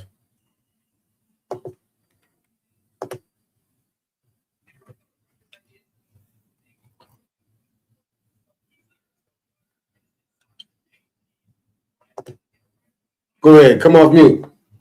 Come off mute. You got to unmute yourself. All right. Go ahead, brother. What's going on? Oh, I can't call it. Hopefully somebody else comes up and chats with you because I was traveling and I was hitting and missing. I heard you talk about prescribe again, but then I had to break away, and now I'm just getting back to the house where I could conveniently get on the chat, but that's not what it was about. But peace to the chat. Hope everyone had a good day. So I'm just here listening, bro. So it looks like you did another good job, though. Put it down. So what's the chat saying? Did you review the chat yet? Yeah. It was decent. What's going on, Rich? Going on? Yeah, it's yeah. I mean, good responses. Good response. I was looking at everything. Good responses. You know what I need, everybody? Above a 5, below a 5. I don't need a number, just above a 5, below a 5. What you got? Like I said, I'm not gonna be up here long, so you know what I'm saying? That's fine by me, but somebody better come up so they can chat and talk. They don't have to. Okay. They come well, up. You they call them you big dog. I'm just here. They chill. They got questions in the chat. I'm gonna look at the questions in the chat. But yeah, It's cool. Yep. How's everything going with you, though, bro? How's everything? Oh man, good. I got some things that I got my thumb drive back. I was pissed about that yesterday. Oh, okay. It was missing for 5 days at the Office Depot. So that's what's up. Yeah. So it's back. So I'm happy about that. Oh, could you tell if you get that doc I sent you out, that press kit I sent you out? Just make sure they don't call my homie. I think that cell phone might still be live for him.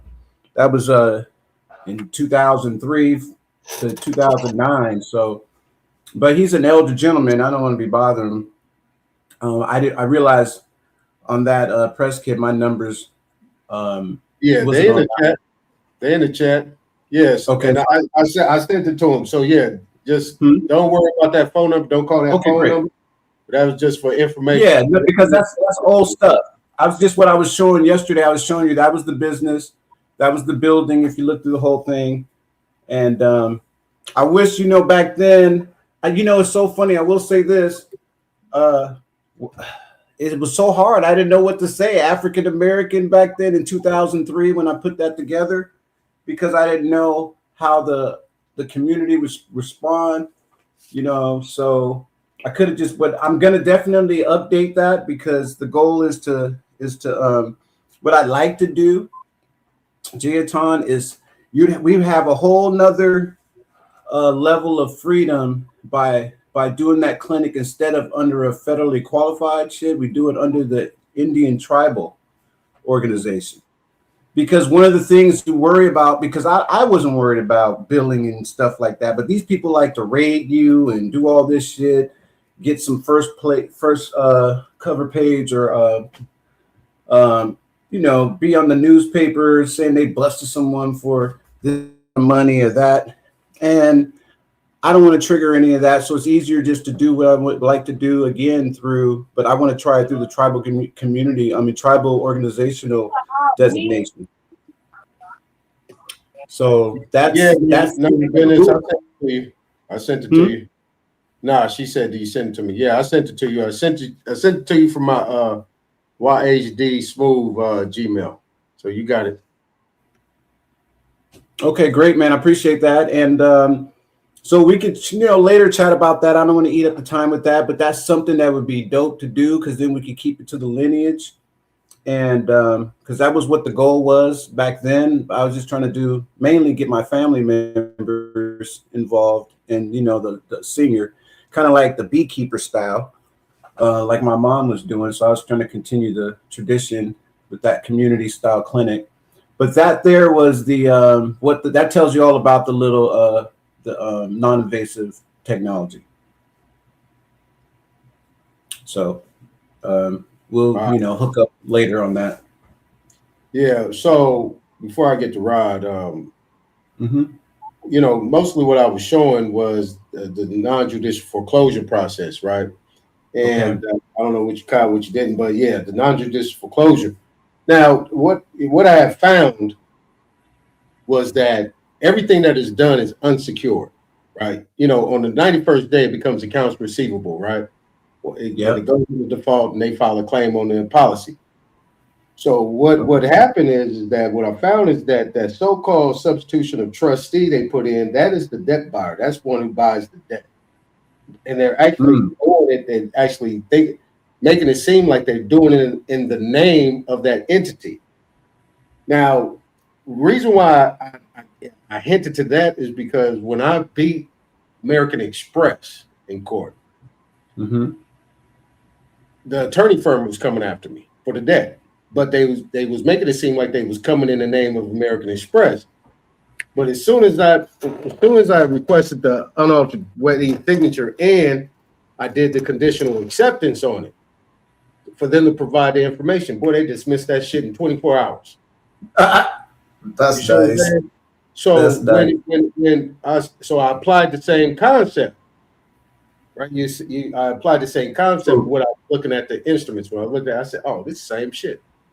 They're doing the same thing to these people over here." And when you press the line all the way through, because when you're dealing with a house, it's a whole lot different than you're dealing with a credit card. You know what I'm saying?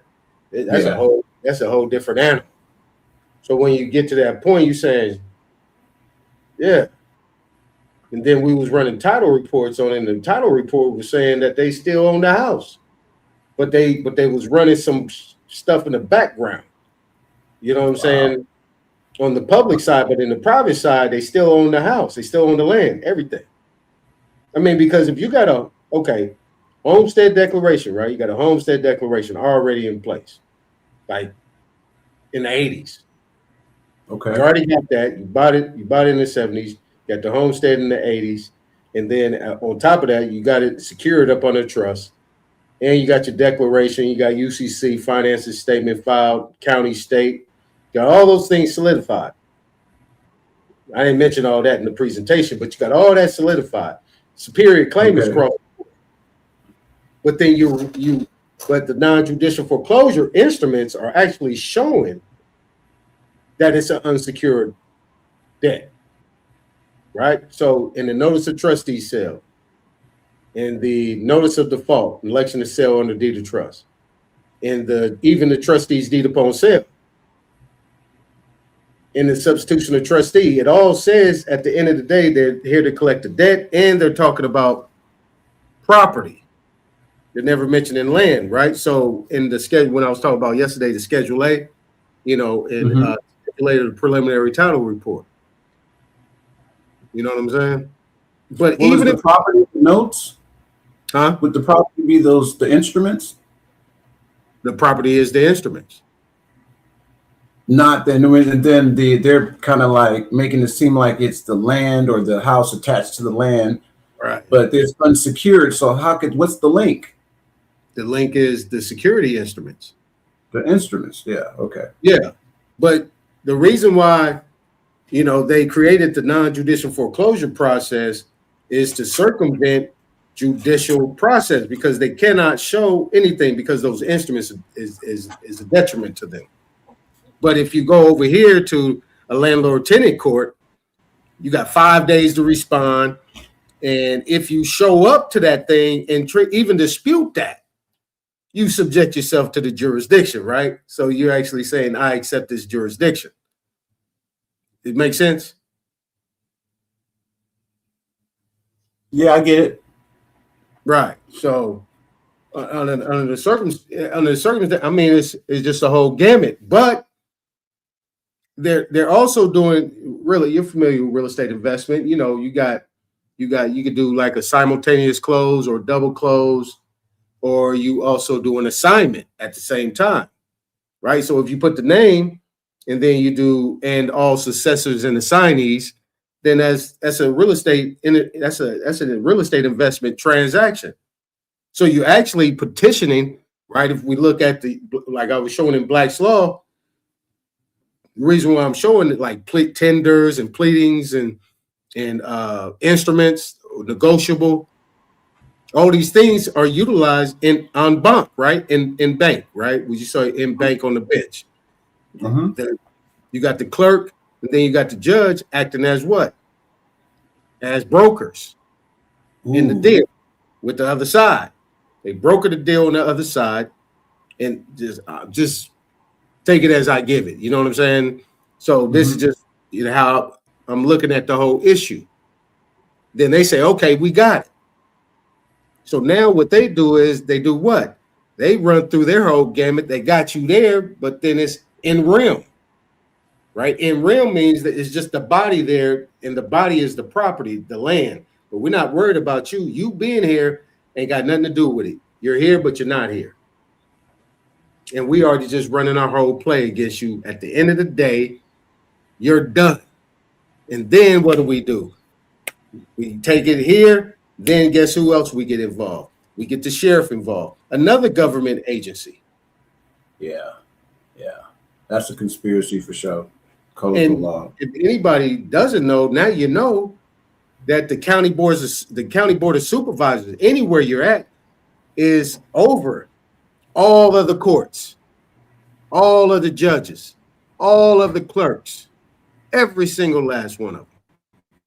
The sheriff, everybody's on the county board of supervisors, and that's where they get their check from. See what I'm saying? Oh, wow.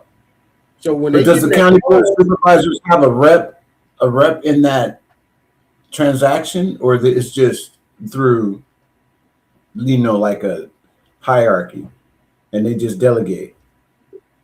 No. Through commissioners.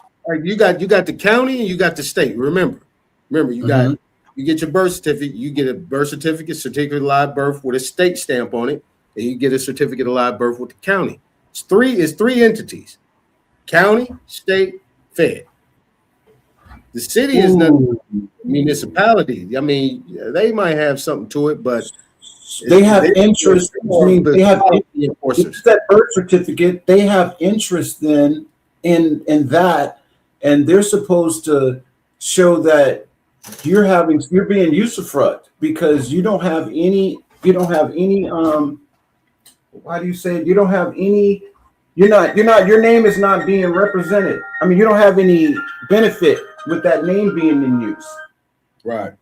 And so you could have them come as a joiner to the claim, so that way, how would that make sense? That wouldn't even be the right venue, I would believe, if the county is involved as a showing that it has interest in the actual property that's being foreclosed on. You know what I mean? Like, exactly. That's identity theft.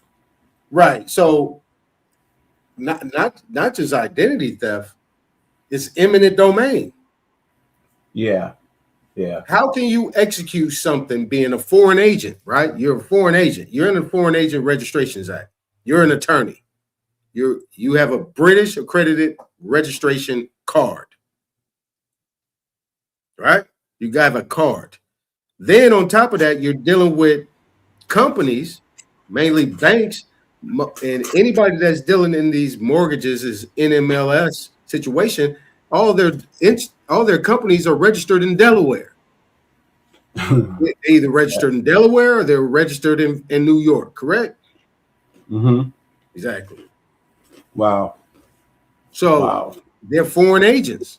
Now I just showed. I don't know if you saw this one. Hold on. Let me so that's the wrong venue then. Like I said, that should be federal. Let me pull this if one. You got them in Delaware.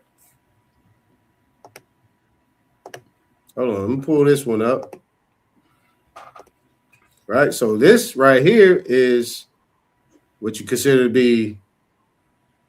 Let me pull it. Where you at? So this is 4 USC section 72, public offices at seat of government. And it says all offices attached to the seat of government shall be exercised in the District of Columbia and not elsewhere, except as otherwise expressly provided by law. So if that's the case, what we doing? Venue, right? Isn't that the wrong venue then? Exactly. It's a diversity issue. They should be running these claims in federal court. These should be going on in the district court. You got a landlord-tenant situation that falls under HUD, FHA. That falls under HUD. If you are a landlord, you got to be registered with HUD. But here's the other issue. This is why things are so messed up, because they're using HUD. They're using FHA, but you got Freddie Mac, Ginnie Mae, Fannie Mae, all these sub-corporations that's getting these government contracts through SAM in order to service these loans. But a lot of people don't get that these people are actually servicing the loan. On top of that, these people are executing these things in states that they're not even registered with, because all states have a list of approved banks that are these approved banks that can service home mortgage loans. And when it says service, that's exactly what it means. Service. They're servicing the loan, but they're telling you that they're loaning you money. Wow. There's so much fraud, man. It's like that's so much. That's above so many of the regular person's head, the homeowner's head. Right. That this is, and they'll never, that's why they just roll over. Take the little $5,000 moving fee or the $10,000, whatever they offer, and bounce. Because what you just described, you would have the hard time expressing that, not expressing, but convincing an attorney to go up there and execute on what you said. Right. That's just sad, man. Sorry to say it like that, but that's horrible. I know, and they running this gamut like every day, you know. Every day. I had showed where they had Jerome Powell up there. The dude was asking the question. He said daily transaction, and he pretty much expressed it. So this is what's going on here. But under the circumstance, I mean, neither here or there. The practicality of it. I mean, people can fix their situation if they follow these steps. I mean, I gave them some good steps where they can go, gave them some examples, you know what I mean? And hopefully you can they can go back, look at that information and dissect it be able to utilize it. At the same time, I'm not saying don't pay your bills. Pay your bills. Get it straight first. Once you get it straight, then you make your decision. But pay your bills. But what you need to understand is where you stand in this whole, what you would consider to be contractual credit installment. So what you're saying, don't be in dishonor of the fraud before you start your That's right. tenders. Yeah, you are presumed to be competent in your dealings. Yeah. So that means you was competent in knowing that you was participating in fraud, or was you competent in knowing that you got loaned money and you consented to that. And if that's the case, then you stay there and you let them know, I'm going to continue paying this bill. But guess what? You need to show me everything that I have because I have some questions. So basically, can you do an administrative process on them if they don't follow through? Like you give them you do your, let's say, you give them your 30 days, your 10 days, your 30 days, your 60 days, and then 90 days, you got a judgment? As long as you're in honor of the fraud? Absolutely. I hear you. That's a good play. You can do this. What do you call it? A mirror? Can you mirror what they will do? Can you file a claim against the insurance policy? Pretty much, yeah. Yeah. Yeah, I follow it. That's a good strategy there. So that way you're continuing for them to show that they're in dishonor, and you kept your honor, and you flip the script and do like a counterclaim, and you're basically doing an administrative process that puts them a judgment against them in about 90 days. Now, what would you think? Let me ask you a question. Do you think every situation is different, or are they pretty much all the same? What would you say? I would say it's different because you got people that have townhouses and they pay HOA fees, and so they don't have any interest in the land because they're paying someone else and they have an agreement just for the real estate on top. So they can still do that piece with the unsecured loan, but I think it would be a little different because they don't have that bifurcated type of situation where you got the loan here and then you got the land and you got this real estate on top of it. So they don't have that. So I would think that would be different. Okay. But other than that, I think it's all the same when it's unsecured. Right. Single dwelling, right? 1 to 4 units. Mm-hmm.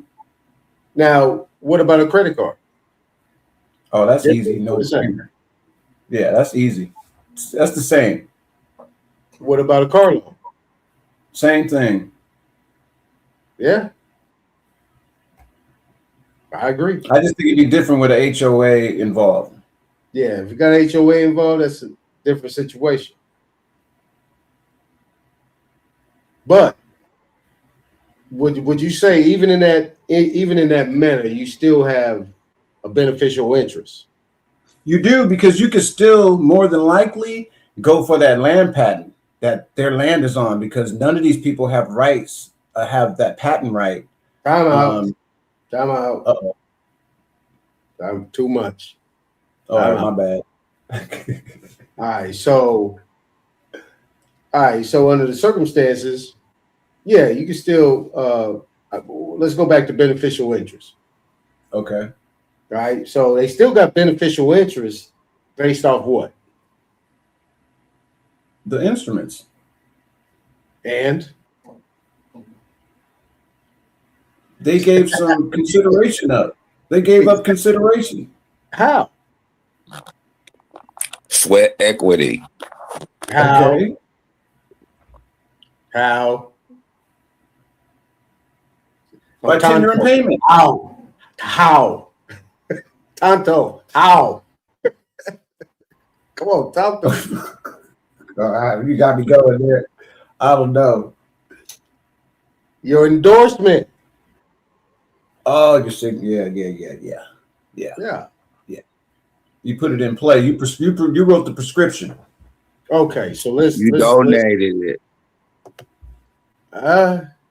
Good. Yeah, in a way. Okay, let's pull this back up. Let's pull up the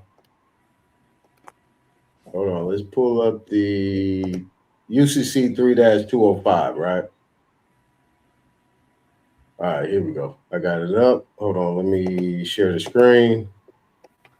All right, so 3-205 endorsement. Here it is. Article 3 UCC. Article 3 deals with negotiable instruments. All right. You can fact check that if you want. But you have special endorsement, blank endorsement, anomalous endorsement. Now, we know what special deposit is, right? So special deposit, we know that special deposit creates a trust relationship.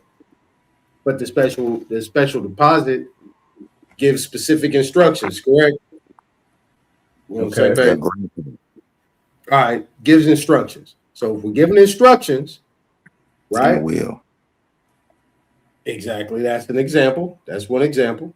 So in special endorsement, right? Here's what they call it here, a special endorsement.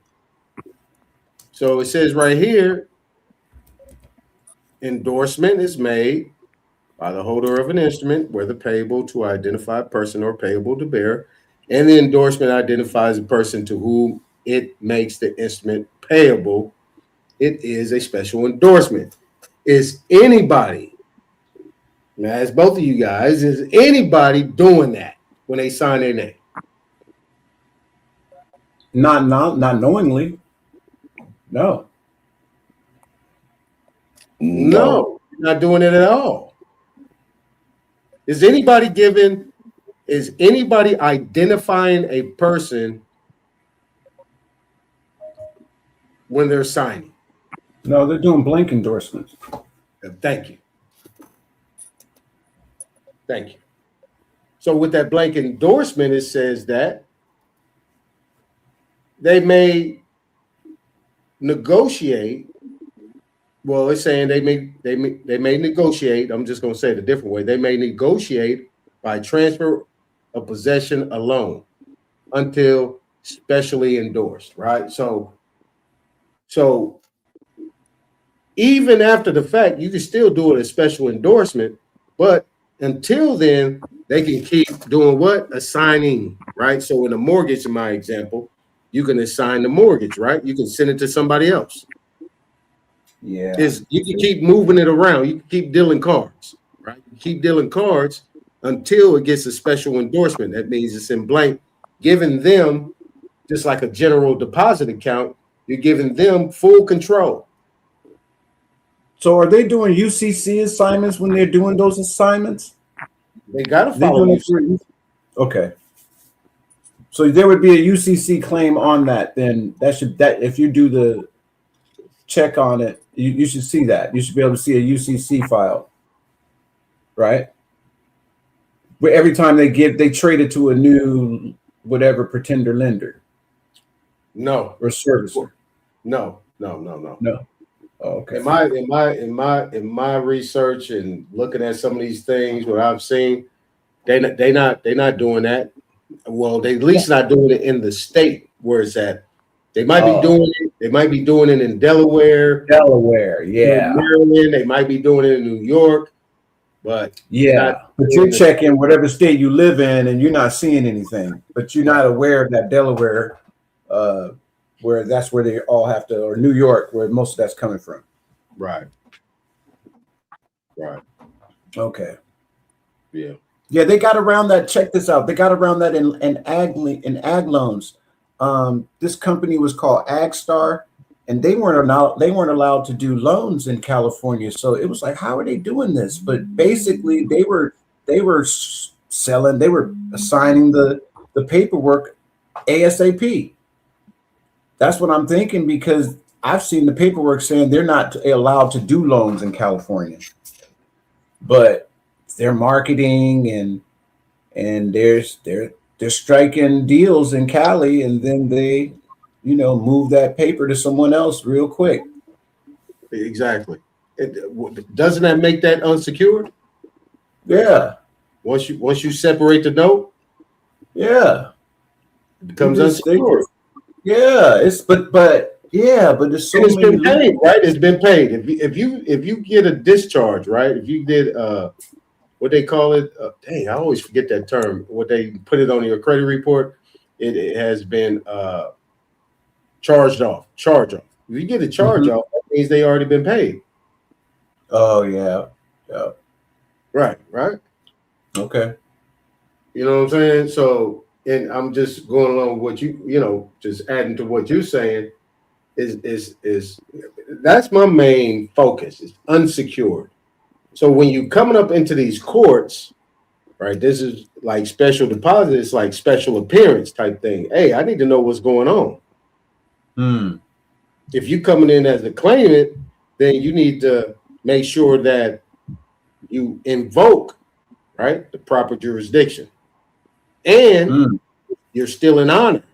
And you showing that you issued instruments, that you exhausted your administrative process, that you went and tried to verify everything, you stayed, you didn't, you still made your payments and all that stuff. This is where the court is crazy. Court is crazy on this. They were supposed to bench stop this administrative shit. They supposed to be all functioning from constitutional level. And if you're operating, they supposed to be either constitutional or they supposed to be operating specifically from the UCC, contract law. You either got contract law or common law. There's nothing else. Administrative law and all these other things, administrative law and executive law, what you deal with Article 1, Article 2, is specifically for public employees. That's it. Right? Remember, we got what we just showed in this example, what I showed under Title 4. So my next question is this: if that's the case, to me, the win is already there. It's just a simple fact of what the judge is doing, right? So my question to you, who is the medium between you getting remedy and you getting railroaded? Who is it? The judge. Right? How you administrate it. I already said you already got to win. You're a real party. Once you bring your claim is in. So who's in between that? There's is it a judge from another venue though? Can you take it to take what that win is and then plop it in an equitable court somewhere? I mean, what you invoke is what you invoke. You know what I'm saying? But let me ask Rod. Okay, give me an example. Give me an example of what you mean by how you administrate it. Give me an example. So it'll go into like trust, and a trust can only be administrated structurally. So the reason it's negotiable because it's unsecured and it's not structured properly. So you'll put it in a trust where you could express it in a proper fashion. Now, okay, that's a good one. That's a good one. So let's say it like this. My endorsement, right? Because we got endorsement up in here. Whether I endorse it specially or I endorse it in blank or it's an anomalous endorsement, I endorsed it. So that means my wet ink signature is there. My name is there in likeness as it may be. That's not good enough. I need to set up a trust and all this other stuff. Yes, I believe so. You believe it's good enough, or you believe I need to set up a trust? I believe trust, but I'm not for sure about good enough is to be an account where you can or I mean, it's a claim. So you win a claim, there's come remedies once you win a claim, right? Right. So it would be a deposit in an account. Is the Wow, trust what- like set up in a way where you're like taking it from where the original, whoever the, I guess the contestant was, they got the win, so now they're transferring it. So now it's got a clean title. So now you're transferring that asset out of that paperwork that they had, all those instruments tied up with all those instruments. So I kind of believe that trust would be good too to do. Okay. Because you have the authority to do it. Right. If you don't put it in the trust, it go back into the banker's hands, and it'll be negotiated through like the banker's perspective, and it had to go back into their system.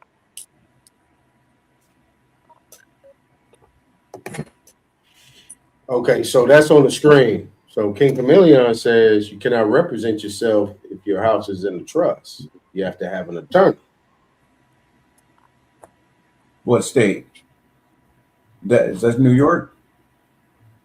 I don't know. I know New York is real estate. You can't do business. Only lawyers can do real estate transactions in New York.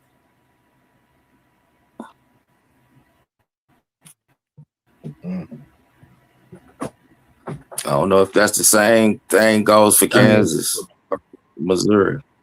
Yeah, certain states, you need closing attorneys there. Attorney has to be there. I know that has to be in Georgia. And I know in Georgia, you need a closing attorney. I know my partner, when he went out there for his daughter, they had an attorney there. And boy, that attorney turned them over. Boy. Nice.